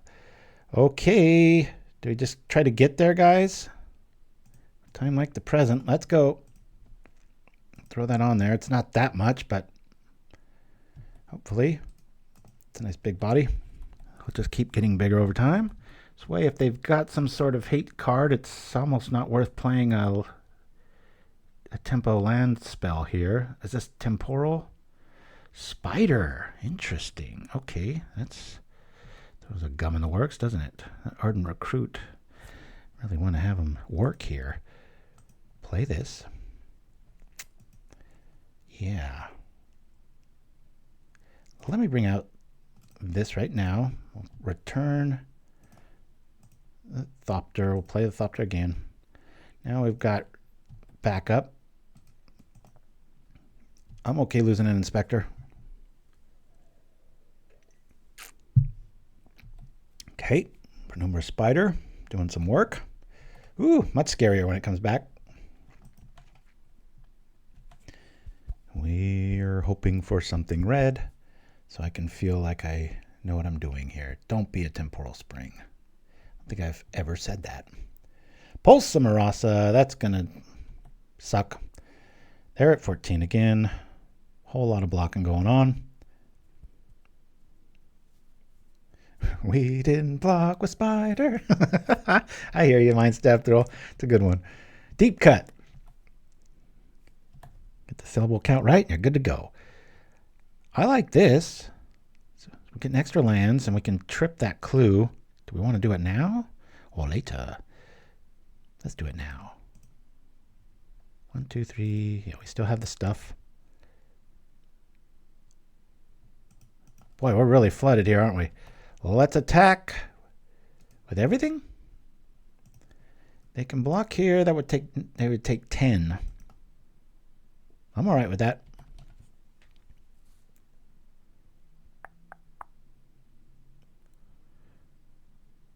Okay, they do it. Interesting. Ornithopter there. 4. No more Marasas, please. Heck, 3 lands is flooding for this list. That's why I'm okay, mulliganing even twice. This deck usually can pull out of it because we have so many draw 2 spells. It just costs nothing. Feels like it's slipping away. At least that's not a spider. At least that's not a spider. It's always blocking. Cool. No brainer here. Huzzah! We'll attack with everything again. You want to do that? Let's go.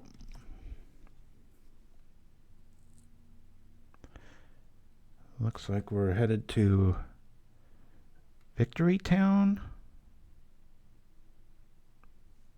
Well, that's a strange scenario. Okay. Bye-bye, Novice. They must have another Marasa. That's the only way that makes sense.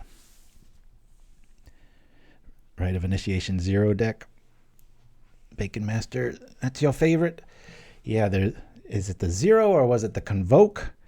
There's about 3 different builds of the 0 creatures. Did it have kobolds, in other words? MTG Remy would make, I'm not familiar. I wish this was a green blast. Green Elemental Blast, let's go. outside of a double block. Feeling pretty good here. Be nice to get another Glitters and just throw it on the Thopter.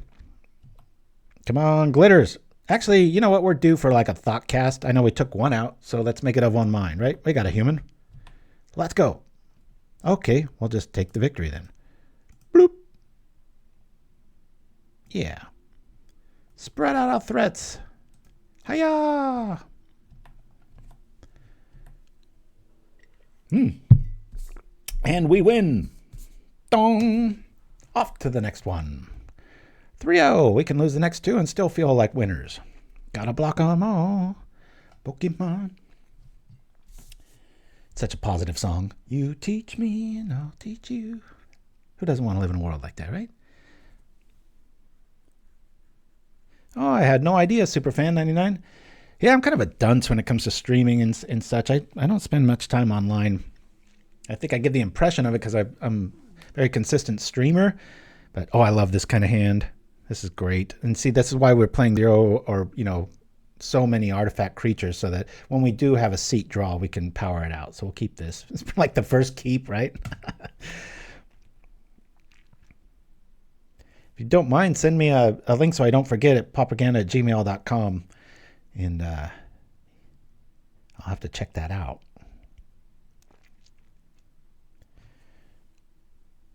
Well, we got a first turn everything here. I want to go Recruit or Air Power.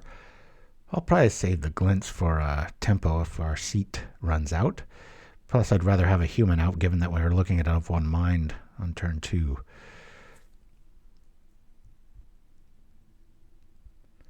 Boop, boop, boom. Wooly Bear taking over a minute to decide if they like their opening hand. We love ours. This is in like probably the top tier. Okay. Looks like we're going to need it too.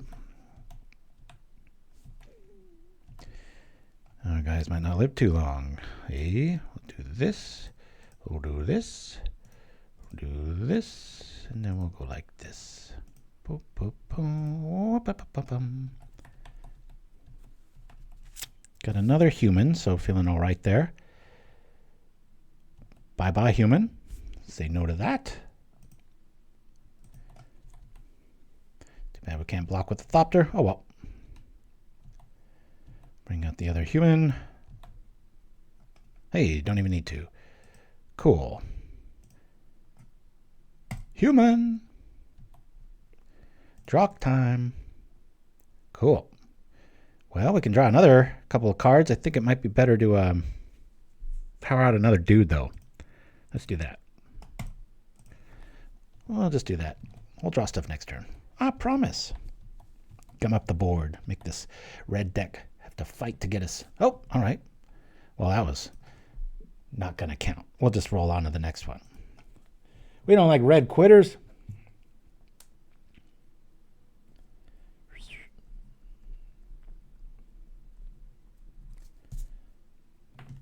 When the board gets that gummed up and you can't really turn things sideways, your numbers aren't there, well, sometimes you just run away. Hiya!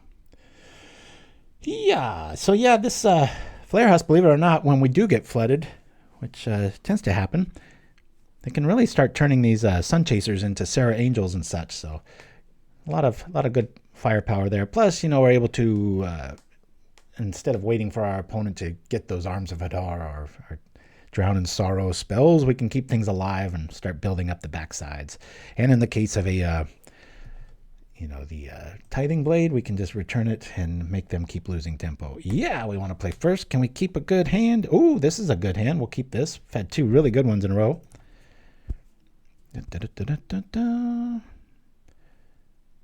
Bam. Let me lead off with Inspector play here. We'll just look like a meek deck. Next turn we'll do some stuff. Since we have 2, I'll lean on the human there, given that we've got of one mind. If you look really closely at our Weather the Storm spoof commercial for the insurance, we mentioned this Eluda communication in the fine print of the commercial. Who can find out what it says first? Go!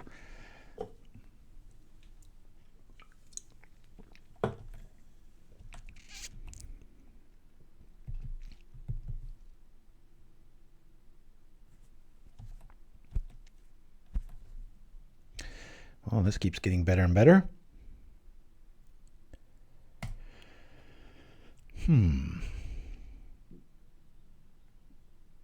Let me play out the drum here. Okay. Do I want to do the hawk here or that? I think I want to do this.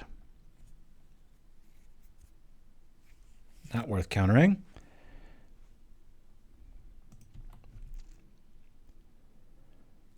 Alrighty. We'll go blue here. Might walk into a Spell Pierce, but I think it's worth it for the tempo here. Alright. They don't got it. We do. Let's go. Okay, we have way too much mana now. No more, ever, please. One of these years, they're going to print something that just says, go get all the mana out of your deck. Shuffle your library. It's one thing I really like about Campfire. So you're able to kind of do that with your graveyard when it's all filled up with good spells and all your lands are taken out. And then you're just drawing really good quality in that 8-rat deck that I like to play a lot. Now that's, yeah, not common. Yep, I knew that. Speaking of not common, I was playing Modern the other night. Not very often I do that. I have an infect list that I love beating people up with. I have a land destruction list and an infect list. Uses Spellskite and Aether Vial. So end of turn shenanigans set to 1 and 2. It's good times. Spellskite should be downgraded in the Pauper land, I think.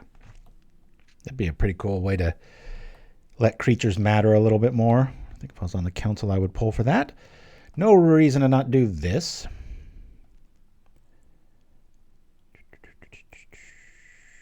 I guess we just set up here, right? We're not really too worried about any of our critters here. I was hitting a critical mass here, so I'm just going to return the den. We've got plenty of land anyway. Come on, opponent. Let's go. Yep.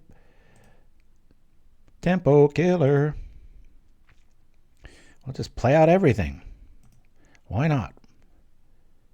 This has Summoning Sickness. And why have Summoning Sickness when you can just go purchase something that comes out immediately? Yeah.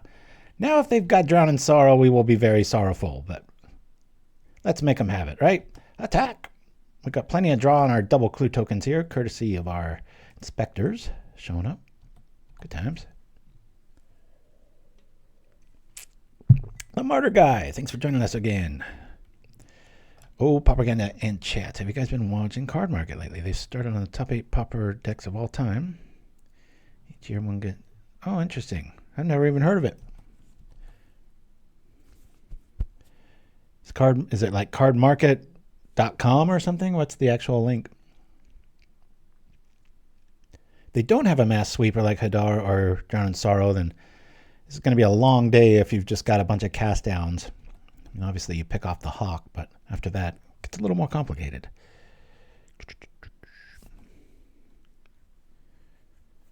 I have no idea of that one either. Like I said, I'm a pretty ignorant gamer. There's only so much time in the week, and I usually spend it playing Pauper, not watching other people do it. Or thinking about it. How many of y'all have ever woken up in the dead of night with a great idea for Pauper? It happens to me about 3 times a year. Yes.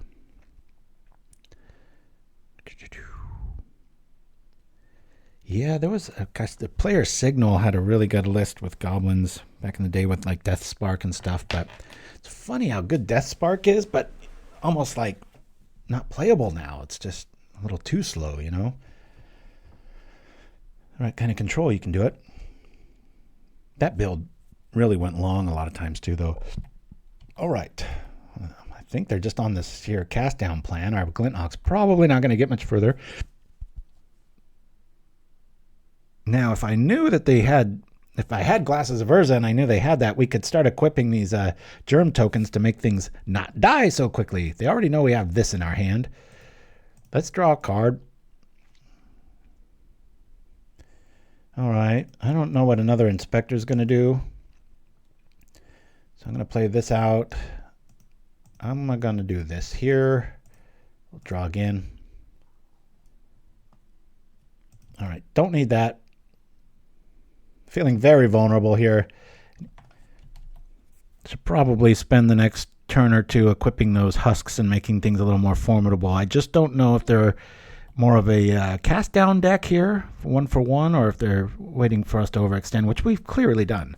I rope you in, so it's not all my fault. Idea, yeah. Great idea. More the guy with the honesty there.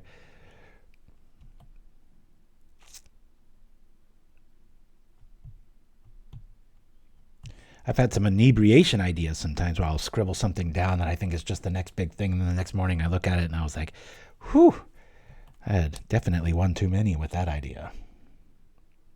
Open the floodgates. Our ideas held no water, but we used them like a dam. One of the best lyrics from the band Modest Mouse. Woo! All right, we just went wide and got there. They don't always have the goods, right? W, that's the mirror of some sort. Oh, what are we going to do here? There's not much to do. I think we're just going to run this back. I think these are going to be very relevant this game. Yeah. Sometimes I will make one of these and one of these into a dispel. But right now I'm just trying this out. Expected a lot more red. And to be honest, I did it again. The virus got me. Why is this doing this now? That's really weird. Are we still rolling? Okay. I'm not quite sure if this, has a great game against red, I think with Prismatic Strands and 4 of these, it might be enough. Maybe I don't need that one. Could go a turn aside. Might be the better call.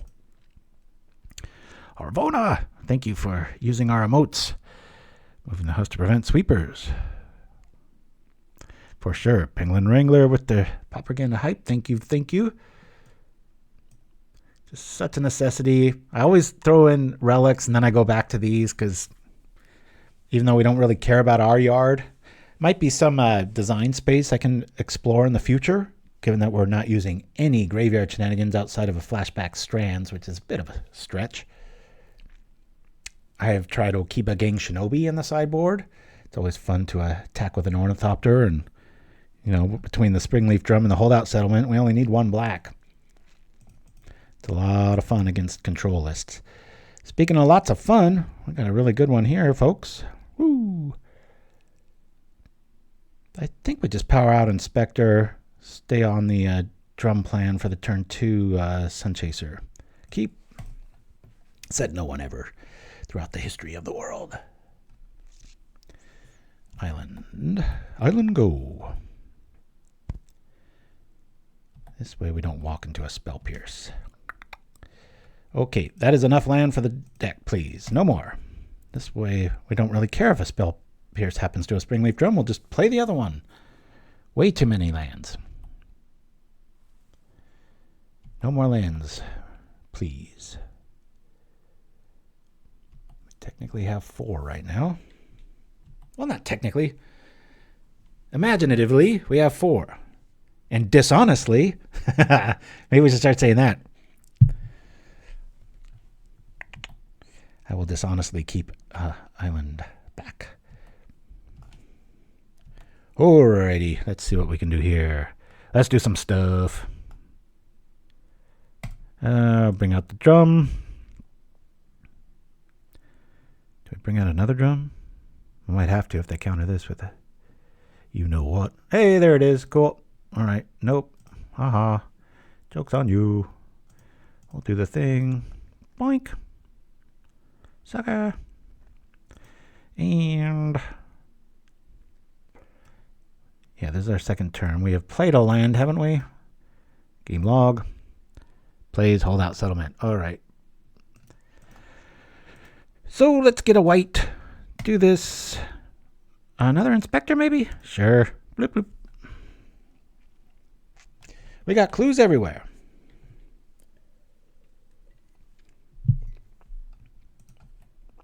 That's a neat little compilation of best ofs. Sort of like the Hall of Fame, right? Don't get me started on Hall of Fames. Like whether it's football or especially rock and roll. Man, they just let everybody in. I think there should be like, in like the football, American football anyway, Hall of Fame and stuff like that. I think there should be like less than 40 people total at this point.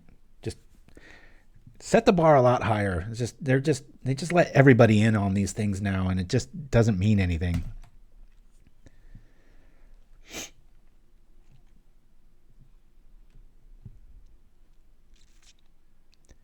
All right, we've got an easy Thoughtcast. What are they going for now? Is this a Tithing Blade or Cast Down? Can't quite put them. There's so many builds of Dimir. It's why you need Glasses of Urza. Coffee's still getting my nose. Still a little too steamy. I don't even have it that hot. Archaeologist. All right, we got an angler to list. This is probably more of a snuff out. I'm sure they have access to Hadar. Unexpected Fangs. All right. I'm going to bring in Journeys for the game 3 if we get there. Even here, like if we did know this person was on and we brought in Relics, it's like at what stage do you crack it, right? Buys you like a half turn and then they get there anyway. So that's why I always lean on Macabre more. Like pinpoint removal rather than just mass graveyard destruction, because the decks that matter about that, they can rebuild it so fast that just like we can when we go wide and we get wiped out, next turn we got 3 or 4 creatures on the board. It's good times. I do like this. Well, we've got an opening. Let me take it. Because I think the Glint Hawk's the play here. Replay the land. No, I'm gonna hopefully just draw into a land here. Let's go. Land. Even though I said I don't want any more. Okay. Bit frustrating in that it's the wrong color, but we'll get there next turn. I can at least hit for 1 here.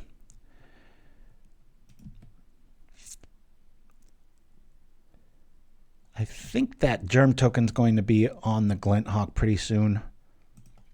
3/3s feel a little bit better against probably what's going to be Hadar showing up. It's just, you know, once you make that sacrifice, that's when the snuff out shows up, right? That's one tough archaeologist. I guess you'd have to be tough digging in the desert all the time and suffering through bad lunches and hotter suns.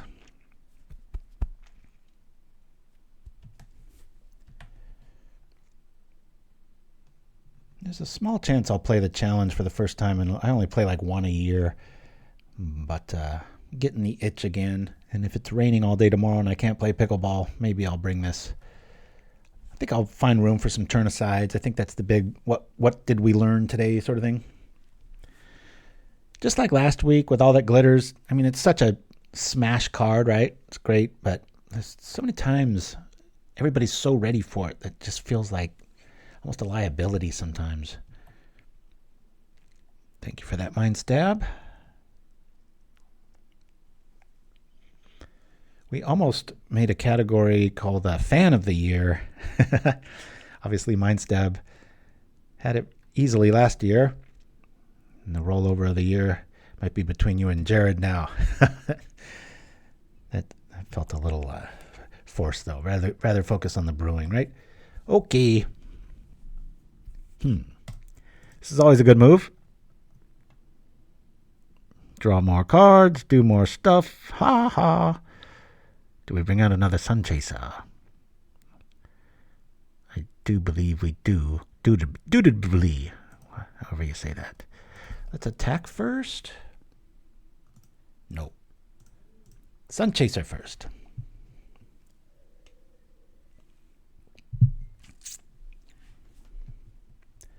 Keep safe. It's a good option. All right. Dummy alert. Did I play a land this turn? Yes, I played a Plains. Ooh, that's a pretty one, isn't it? Well, Equinox going on. We just had the eclipse. How many of you saw it? I was stuck in cloudy Seattle. Didn't even dim the clouds as far as we were concerned. Yeah,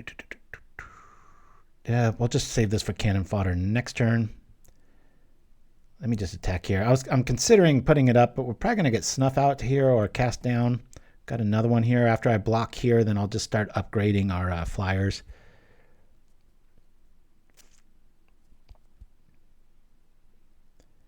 Try us. Yeah, cast down, showing up. All right.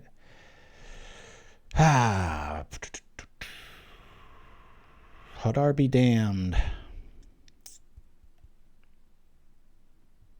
Oh, I didn't think I passed the turn. Bit of a punt there. I mean, we could trip a clue token and we're not overextending. So I can't really call that a punt. We'll just draw at the end of the turn. We'll just keep replaying this germ token until they show us some mass removal. I don't like Mizium Skin.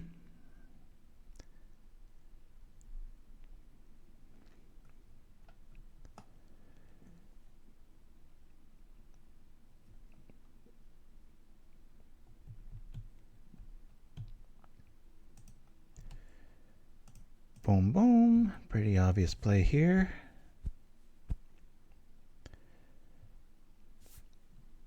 I could technically do that now. I'd rather them think we have some sort of counter magic available.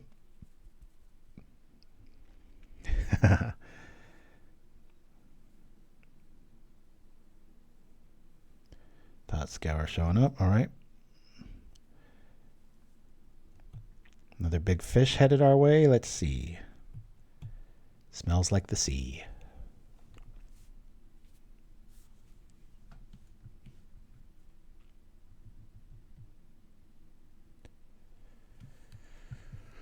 Is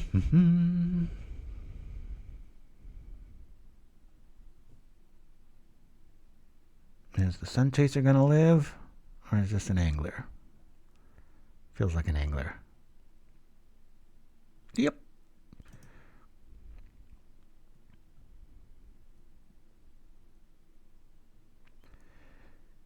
Yeah, the problem here is that we just don't have all that many threats out. I've got to start blocking 5/5s here. Crazy. All right, here we go. Okay, we have all humans, so let's remedy that. We bring this out, returning the husk. I like this matchup because it's able to show why we're playing husks. Obviously, Tithing Blade's a very good reason, but it's the unsung hero of this list. It's just a really good card. Husk. We'll do the Of One Mind dance here.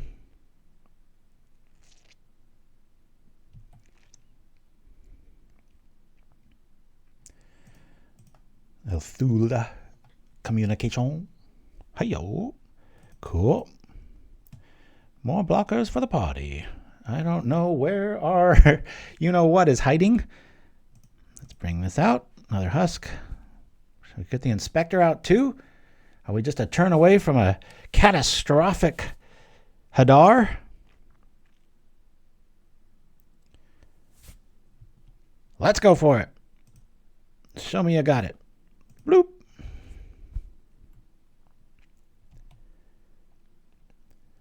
If we can't return it, we'll make that Glint Hawk sister of the Sunchaser there. Be at both 3/3s next turn if they live. Got plenty of blockers. Man, it's going to be just catastrophic if they've got Hadar or Drown in Sorrow. We can draw 2 cards via the clue tokens. We've already seen 2 Thoughtcasts and an Of One Mind.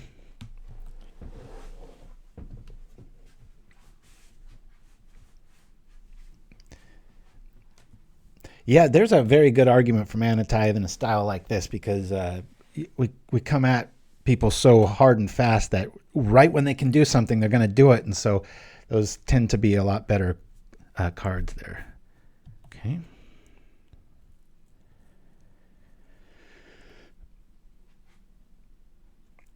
Propaganda rarely uses counterspell effect. Yeah, when I do, I feel very overpowered. It feels like cheating. But yeah, I've kind of raised myself to play minus.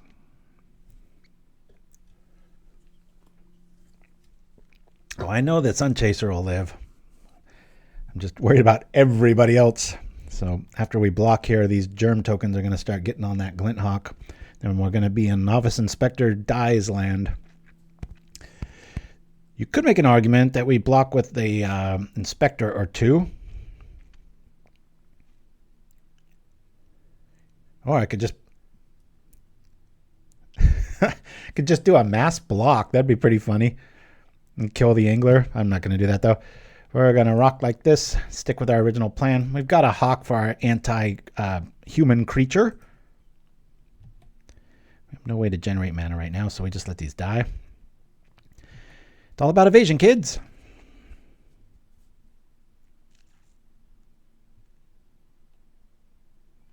But thank you for that. Who was that? Penguin Wrangler. I appreciate the props. It's nice to be noticed. I owe it all to Mezzle, the old blue pilot. I used to have to throw all kinds of counter magic his way and chump through everything. All right. Well, I don't want to really be tapping stuff. Let me do this, see what we draw. Another hawk. That's pretty good, actually. This is getting crazy. I'll hawk back a husk. Yes. Boing. Another free blocker. Woo. And we'll Hadar-proof something. We'll use this little lady. Hello, Husk. Let's go here. Boink. Now I'm not so scared of Hadar. Next turn I'll be even less scared. Just not a fan of Mizium skin. I'd rather play turn aside. Doesn't make everything indestructible. It just makes it hexproof, and the board wipe effect still happens. So that's the short answer for you. We just win next turn if they can't deal with our air power. Of course, they could find the life gainer. That would really suck. I mean, we have Gingerbrutes for that very reason, so we can sacrifice it before damage, but definitely going to nullify our air power a little bit there. Yeah, no, that's a good point. It does give the 0-1 boost. That's a good point, too.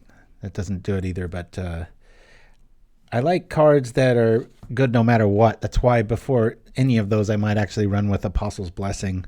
It's just never a dead card, even though it does cost you life. But in this deck, we can just pay for it. If we win this game, I'd want this to almost be archived as like, why evasion matters. It's like, you have these huge 5/5s. Big deal.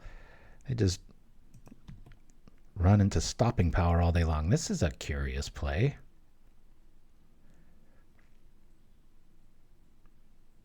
See? This is why I want Glasses of Urza. I want to see what's going on. Maybe I'll rock everyone's world and do that, right? There's a pretty decent card against us sometimes if you can double cast it. Otherwise, it usually only gets rid of germ tokens. Look at this. We have more mana than our regular opponent. Like, meaning like a regular list, right? Where they have like 18 or more lands. We have 12 or 13. Excuse me, I forgot about the Lone Plains. Woo! Well, that feels pretty good. I'm going to put this on the Thopter. If they have a Snuff Out, I'd rather them kill something I don't really care about.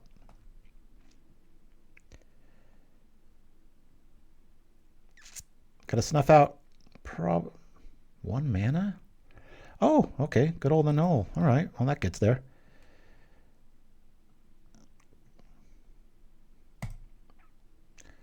Let me do this to draw. Hey, that's pretty cool. Well, we have 8. 9's not really going to do much, is it? I guess we could do that. Or can we just attack with everything? Yeah, we just attack with everything and win, right? I think that's the best play.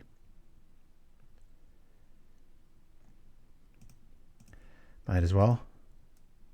Haste. So we're at least going to get in for 8. Yeah. Attack. Who needs glitters?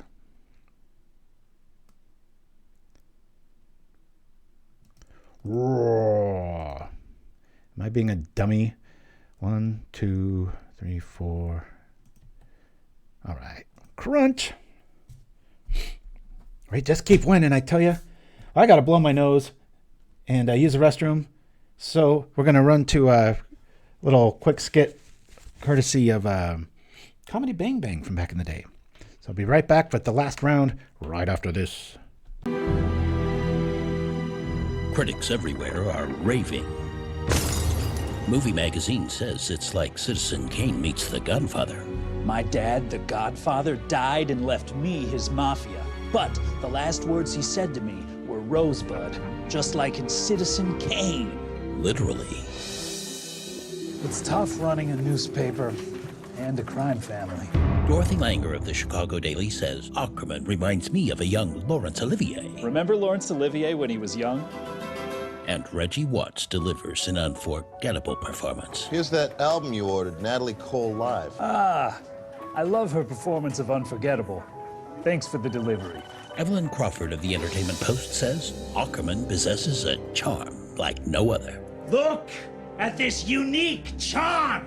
I own this! And Bill Pennington of the Seattle Gazette says Reggie Watts really shows his range. This is where my deer and antelope play. Joel Carlson of the Wall Street Gazette raves Ackerman is riveting and gut-wrenching. Is that Oscar calling? And a star is born. Come on, you can do this, Reggie. I knew I shouldn't have had sex with the sun!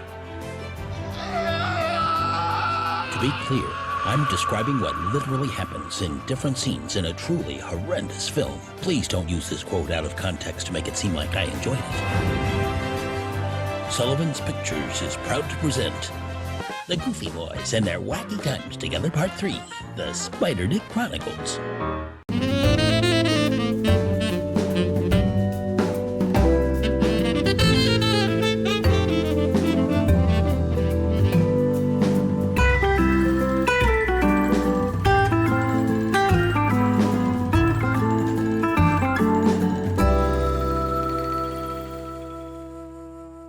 And we're back.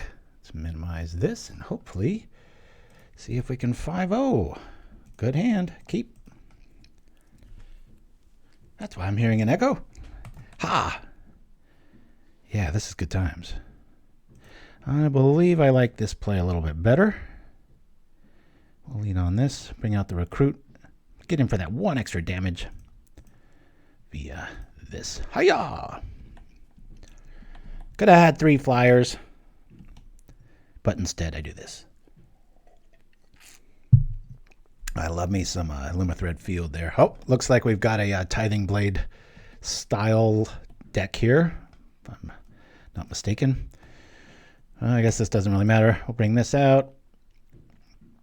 I guess it does matter. We'll go white on here. Bring the pain.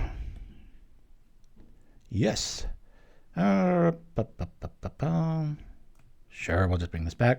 Replay it. Go like this for white. We're just doing all kinds of stuff. Look at this. Woo! You play your little 1-turn tap thing. We've got 3 flyers and a little ground attack here happening.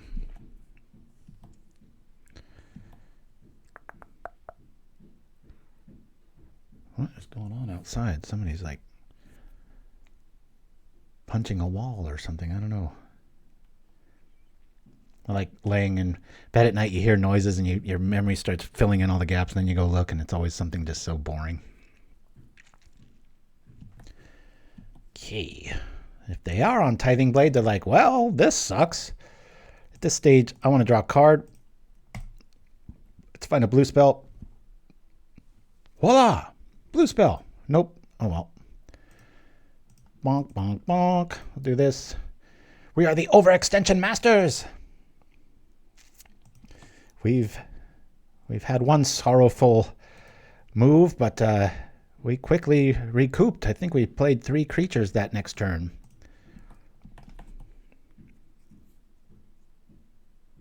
Blue land, not blue spell. We are, what do we got? A cast down. Okay. Understood. All of a sudden, our great attack doesn't feel that great. We are Hadar bait. Maybe I should play Lumathread Field, huh? Ba-dum-bum.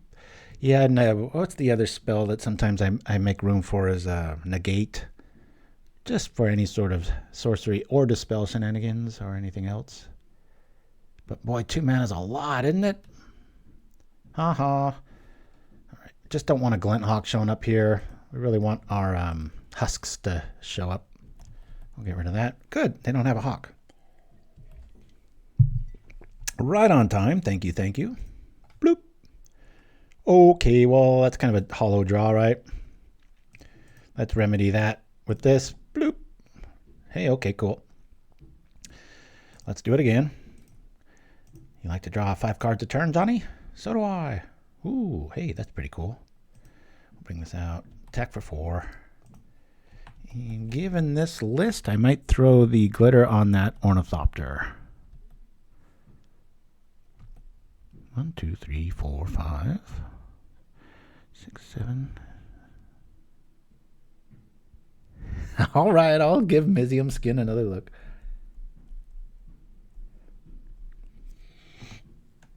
What is that to cast? It's 1 in a blue, or is it 2 in a blue?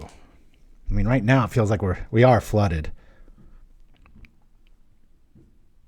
Sometimes I forget how good this deck is.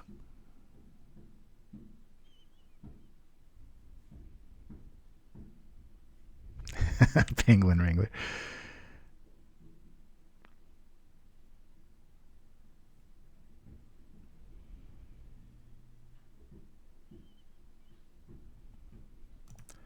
Got him in desperation mode.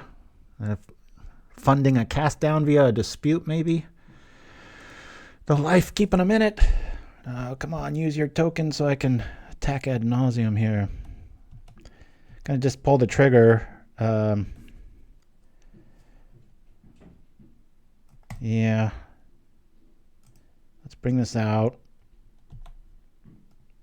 I'm just gonna go for it, guys. Let's do the white dance here. Bloop. And glitter. I'm just gonna do this. If they can deal with that, cool. If not, whatever. Hiya! Do they have it? Or do we have them just dead? All right. Another W. There's a lot of W's. This is Orzhov. Boop, boop, boop. And you know what? Our Flayer Husk didn't even show up. So that's pretty cool. What are they going to get us with? Some flying power would be really frustrating. Tempted to lose all that glitters and just bring in journeys. That'd be funny. Do you want to bring in all 3 of these? Skyfishers show up. It can really, really, really slow us down.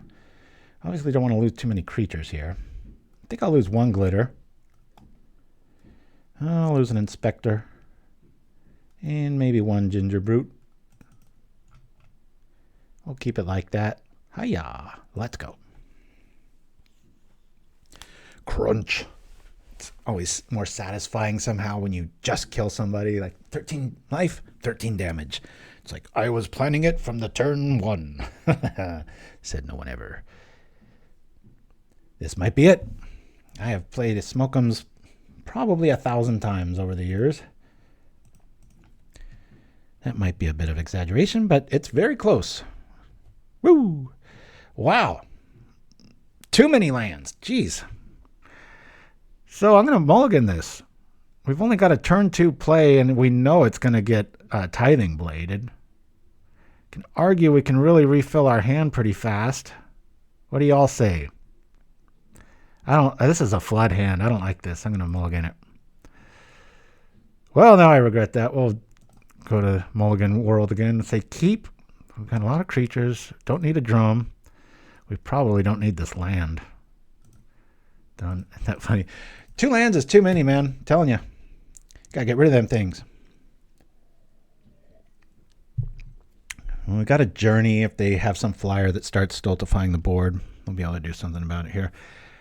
Given that this is a blade deck, I think I'm going to lead off with Drum Pass. Especially to prevent a Yeah, this way. Oh yeah, this is great. It's when you just love Glint Hawk, as you return the land, you tap the drum, and all of a sudden you've played 3 spells with one mana. That's a good point, Mindceptor. But you know, having the benefit of knowing what we're up against, like I'm sure they're on a blade right now, and they're like, ah, crap. I guess I'll just play a Limbus. So at least now we'll be able to wiggle through. Now, given that they have air power, this might be a matchup where we want to lean on recruits a little bit more, but I'm sure they have their own inspector package, so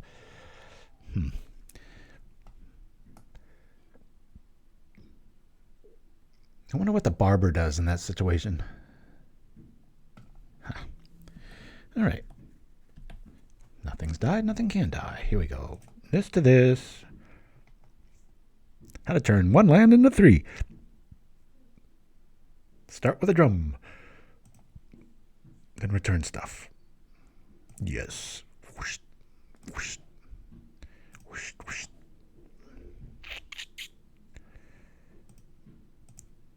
This is just going to be bait for a blade here. That way, if we can find one more artifact, we can be in the attacking business. He's bald, bro. No way, man. He's got a good head of hair there. Kind of got a sting thing going on. Looks pretty intense. It's one thing that's always plagued me my whole life. I've always, even when I was a little kid, I had, and I get a lot of sleep, but I just genetically just have naturally kind of baggy eyes. So I really like wearing glasses because it kind of conceals that part. But I was just bringing that up because this guy's got some pretty good bags. Doesn't look like he's been sleeping much. Oh! Forgot about that kill card. Good on ya. Wow. That's like the visual of just knocking somebody's feet out from under them on an icy lake. And then they hit their head. Best draw here. Just a land, please. All right. This might be one of those scenarios too where they're on like 2 more dust to dust and they're like, crap, I can't play this unless I want to eat my Limbus here and go after 1 Ornithopter. Maybe we can get there. Maybe they took out the blades. Maybe this is Hadar. If they tap it quickly, it will be Hadar. Oh man, see? Attacking ends. I think we're going to game 3 here.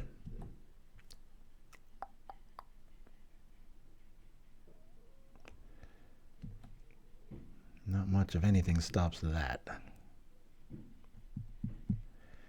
Darn it. Couldn't they just let me run them over? Have a nice 5-0 on the day, right? That's right, Penguin Wrangler.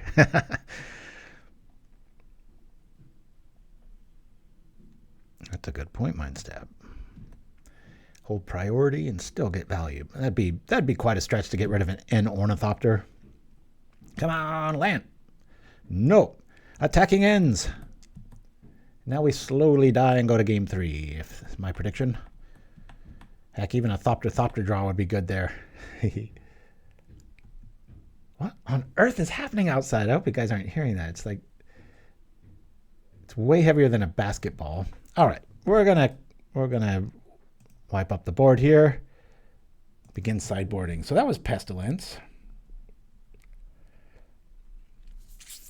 We don't have any interaction with art. I mean, what's the one that says choose? I always ask this. You could gain 4 life, put a counter on something, or exile or destroy an enchantment. Those are pretty cool. Light of Hope, that's the one. I think we just run this back. Yep. I'll keep it to 1. So we know they're going for the artifact plan here. Sitting duck, we're really going to want to hold our hand with Holdout Settlement. Going to really prioritize that. Or our lone plane. Everything else is pretty suspect. Note to self, let's not put all that glitters on an Ornithopter this time in case they do have a dust-to-dust mid to late game like that. 3 might be the right answer on that with so much draw. Every once in a while, you get that walls match up where they're not going to interact with you, and then you just shut the door immediately. It's always nice to have that threat anyway. Bye-bye to that. Last round coming up.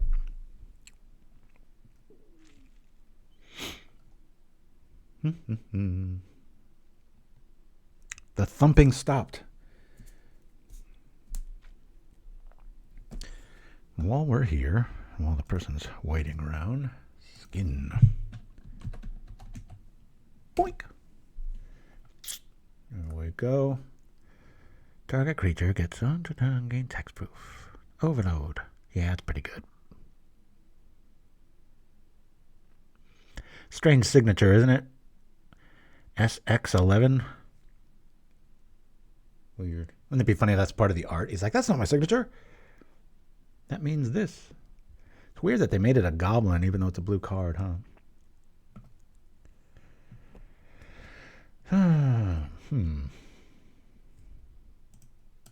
All right, what's going on with our opponent here?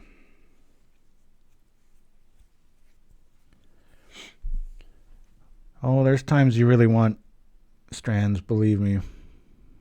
A lot of our creatures are white. Well, we're feeling pretty good about that. We'll keep here.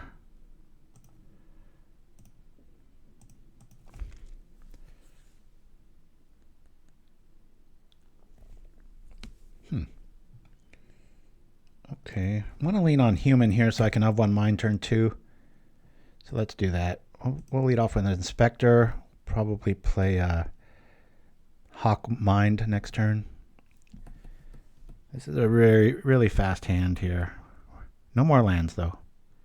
Well, it would be nice to get a Holdout Settlement so that we're not completely nuked when they go after our lands here. So.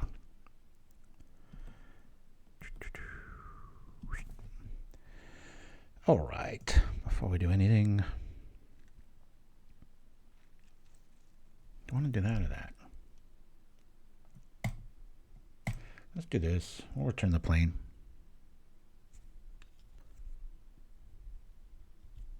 Okay. Yep. Boink. Get some cards out of the deal. Cool. We got a big old flyer next turn. Hiya.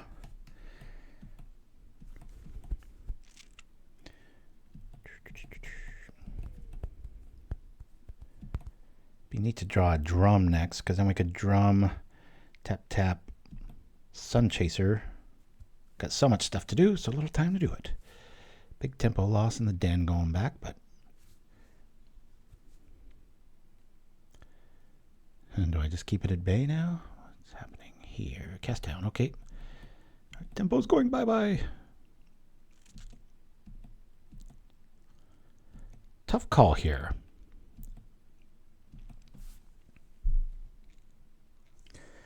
I could Sunchase here, but I think the better play here is to Flayer Husk and then of one mind. You know, next turn they might have the thing, right? So we'll do that. At least I'm 2 cards closer to not being completely eviscerated. I'm really looking for a Holdout Settlement here. Holdout Settlement. Ah, there you are. Thank you, sir. Hey, sometimes I know what I'm doing. Woo!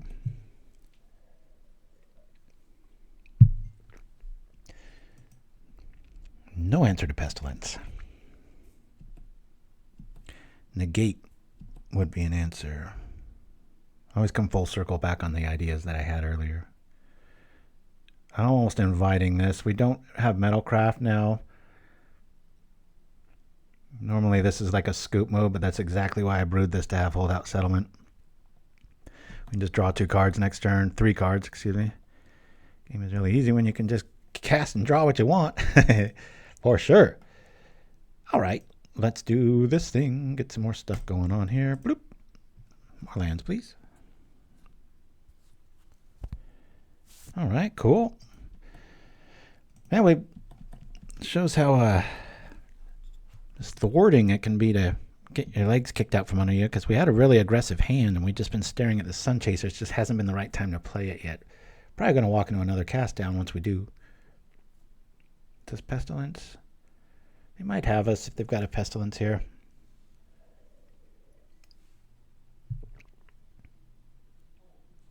think we'd do that. We can always kill our germ token, but that leaves us with an inspector in the mist. Okay. I think they're kind of overboarding here. I mean, that feels catastrophic, right? We've got 2 permanents out, but I'm feeling pretty good unless Pestilence shows up. Here we go. We still got stuff to do. Don't really care about that. If I bring out this next turn, we can do some other stuff with it. Do I want to play the dudes now? Do. See you, my step throw. Fujipurple, good to have you with us. Have the cough back.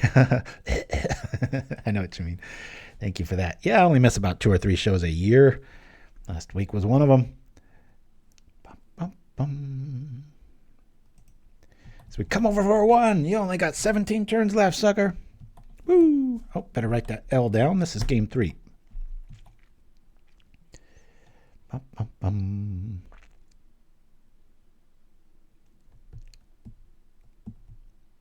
I think my wife was the most blown away because she showed up at Mock's boarding house after she went and found a pickleball game out of the blue while we were playing, and then came back and got to see Jared again and see the cool mug that he gifted us with the little laser etched mana symbols and stuff. Very cool. Got to represent when you're camping and stuff, right? All right, we have 1 artifact to our name. There's quite a few in exile. Shall we surmise the damage? Ancient Den, Seat, and Flayer Husk. Oh, I spent about $100 on singles too. Uh-oh, there goes the game. We'll play it out, but I think we've lost. Spent about $100 on singles. I got all of the... I've already had these and the seats, but then I got the red ones, and then I got 4 more seats because I play a lot of seat style lists, and I don't like to have to share cards. And I hate the old artwork. And then I got... Lotus Petals. I've never owned those in real life. Now I do.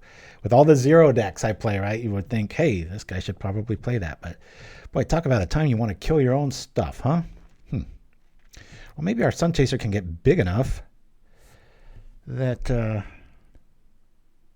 yeah, I can just double cast Flayer Husk. That's not too much of a tempo loss there, right? Let's do that. We're going to lose, technically, all these creatures, but this way... we get in for 4, and we've got a pretty good way to rebuild. A little pseudo factory there.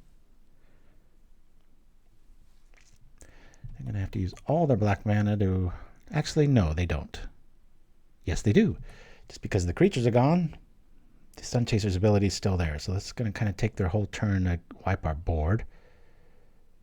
Do they have a creature to follow it up is the big question. Otherwise, we just sit around and wait.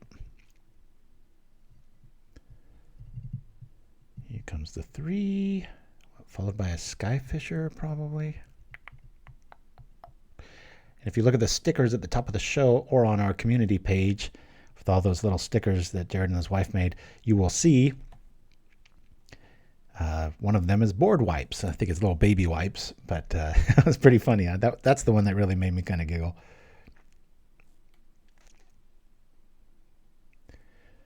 All right. Well, you're going to axe the team and lose the Pestilence? I'm cool with that. We'll still have all these germs laying about. There you go. Going all in? All right. Yeah, we don't care about that.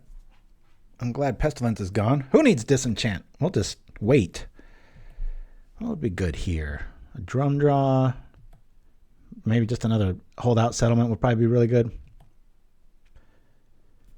All right, I forgot that goes away then, so we're pretty good here. Let's rebuild, shall we? Bring out the Hawk. Return the land. So I get 2 lands out of the deal. Woo! We'll do this. Okay. Yeah, we've got enough to do that, don't we? Let's do it. Boop. Crunch. Hey, more stuff. All right. Cool, cool, cool. Time to reload. Show me another Pestilence and I'll be very depressed, though. Been a fun match. Definitely. This is not the kind of deck you want to run into, boy. See ya, Mind Stab. I know I'm reading a little bit backwards and old. Kind of vibing here. Well, looks like they don't have the answer immediately. Trying to draw into it.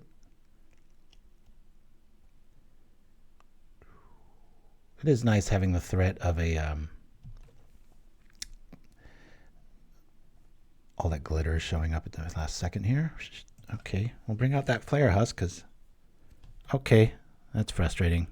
It's like we're built to beat that, but you know, after a board wipe, what are you gonna do? Winfro, yeah. I was telling you when I met you that I'm something. I've got a ridiculous record with this. It's like 32 and like 2 or something now. And I've been changing the sideboard here and there too every once in a while. So good times, good times. Alrighty, let's not lean on artifacts so heavily in case they do the thing, right? Let's rock here. We'll bring out the cannon fodder for more blades. Bring this out here. We'll bring this out. Actually, nope. I'll bring out this. Then we tap this for this, since this is sick anyway, and we'll get in for one. Maybe we'll upgrade this Gingerbrute and put some germ pants on him, on each leg. It'll be a 3/3 soon. So we've gotten, was that double or triple dust, double dust to dusted, and we're still in it.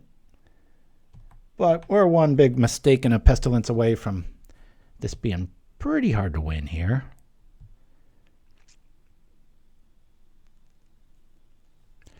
Brute equip swing. Yeah, I got to watch out for that cast down. Don't want to lose too much tempo here. I think they're probably on a Skyfisher plan. Those blades are coming back. Oh, don't beat Pestilence. This is over. Pestilence mana up. That's fine. We can trade with that. Our Gingerbrute can be a 3/3 and just knock that dude out. If we want to block. Are they going to let it go? What is this devilry headed our way? Yeah. They get rid of Gingerbrute. This is going to be frustrating. Oh, man. All right. We've been dusted triple times. 6 artifacts gone, and we're still in it. And they're hellbent. This is good news. Okay. Another, let's just get a draw spell, you know? Up one mind. Thoughtcast, just about anything. Don't want to have to trip our clue tokens. Oh, that's frustrating. Let me do this here and I guess here. Draw here. Well, that's cool. Not needed though. We'll go here and draw another one. All right. They're hellbent. We might be able to get there if they swing. It's going to be frustrating for them. They triple dust to dust us, and we're still in it with artifacts. Come on, don't be something good. That's something good. They are respecting the list. 3, 4. 1, 2, 3, 4, 5 artifacts. 6 with the den. And the Journey to Nowhere can count too if they drop a Skyfisher here. That would be frustrating. Turn on the blade again. What is this card? This is the game here. That's frustrating. That equals a lot more outs.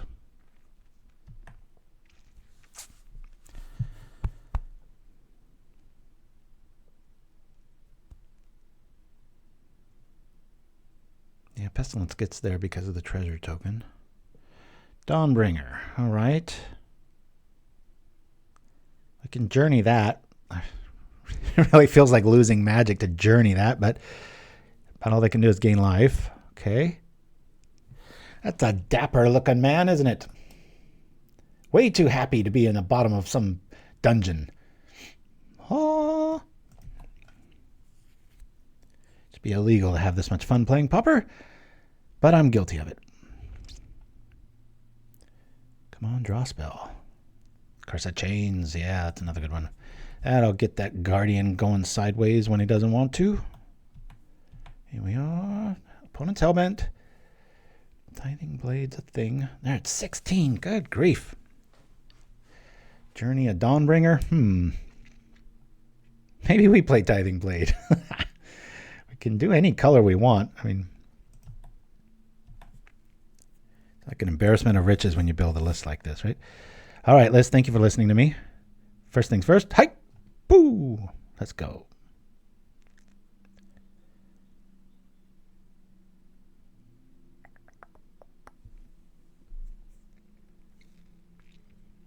Ornithopter's in the house.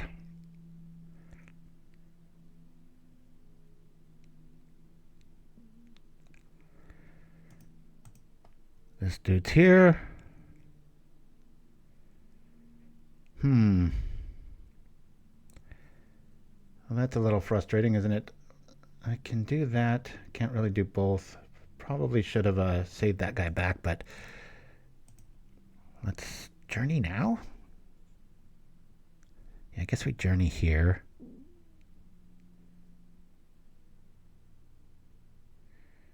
Let's journey. Got the win next turn if they don't do anything. Of course, we're a pestilence away from failure. Few plans there. I couldn't have killed them that turn. Much rather just do a big setup. I just have so many options next turn. Of course, you could argue that big turn setup would have negated pestilence a little bit, being that they'd be quite a bit more down on life totals here. That's fine. I think we lose the germ here. This is good news. This is very good news. We have a flyer. Our opponent's hellbent. We still keep the amount of creatures out. Their Limbus is gone. And we can equip the hell out of stuff. Boop. More babes for the party. Now, after your triple dust to dust, keeping us at bay for quite a while, and a pestilence, we have fought through many things. We're going to be able to get there? Let's do this. Yeah. Boom. I attack with everything. Nah, we're just going with this guy. I was considering equipping another one so that they could both live and then smash that way, but I'll just do that next turn. Cast down, keeps them in it, but then we're out of pestilence range now.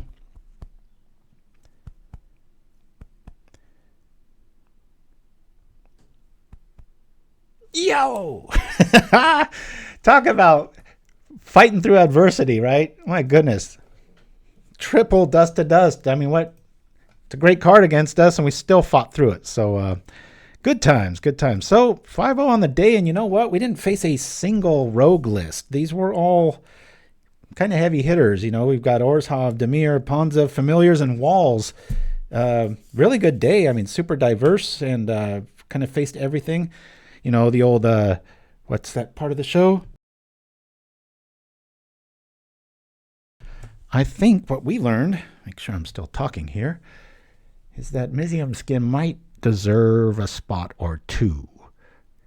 My only argument with this is that Negate does both. But I don't like either because it's a wait around card. This is a very proactive Go Sideways list. That being said, that's why I probably would prefer a Apostle's Blessing.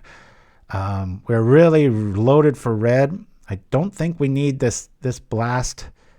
And, you know, I know Prismatic's good, but I forget who said it in chat. We do have a lot of white creatures. And against a burn heavy list or something, you never regret seeing this. And it's a great combat trick. It just didn't show up today. But I'd be a little hesitant to cut Prismatic Strands. I mean, it's definitely one of the cards I'm known for, as is this. But, yeah, this is my Brutesquad list. Wish I would have sent it to you, Dreamer Stingo, but if you go to our YouTube page, you'll see I've got some videos on just like, you know, playthroughs and stuff like that. And if this style intrigues you, you can see the evolution of the deck. Pretty much only Glitters has really changed all that much. But you'll see how much hitting power it has because it was like 4 or 5, maybe 6 years ago when I got all those 5-0s just back to back to back. And I put it all together and just kind of educate you on the deck, so it's a lot of good times. So anyway, y'all, I will be on a lot this weekend. Hopefully just hit me up for a game or 3 and we'll go from there. But Jared, it was great meeting you last weekend. I hope it's not the last time. I'm sure it won't be. And for all of you other ones out there, if you got any events, send the information, especially if it's in the Washington area, to pauperganda@gmail.com.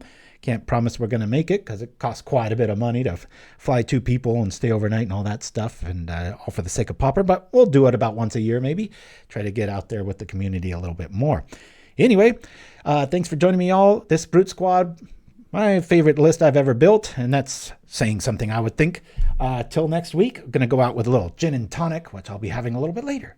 Anyway, y'all, take care, play lots of Pauper, educate the public, bring new decks like Jared did, and give people no excuse to not play the format, right?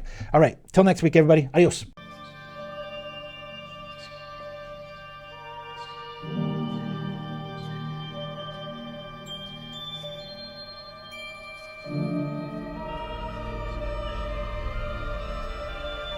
It's the liquor of ages, the tonic of conquerors. Find your spark. Gin and tonic, making men into giants since 1857.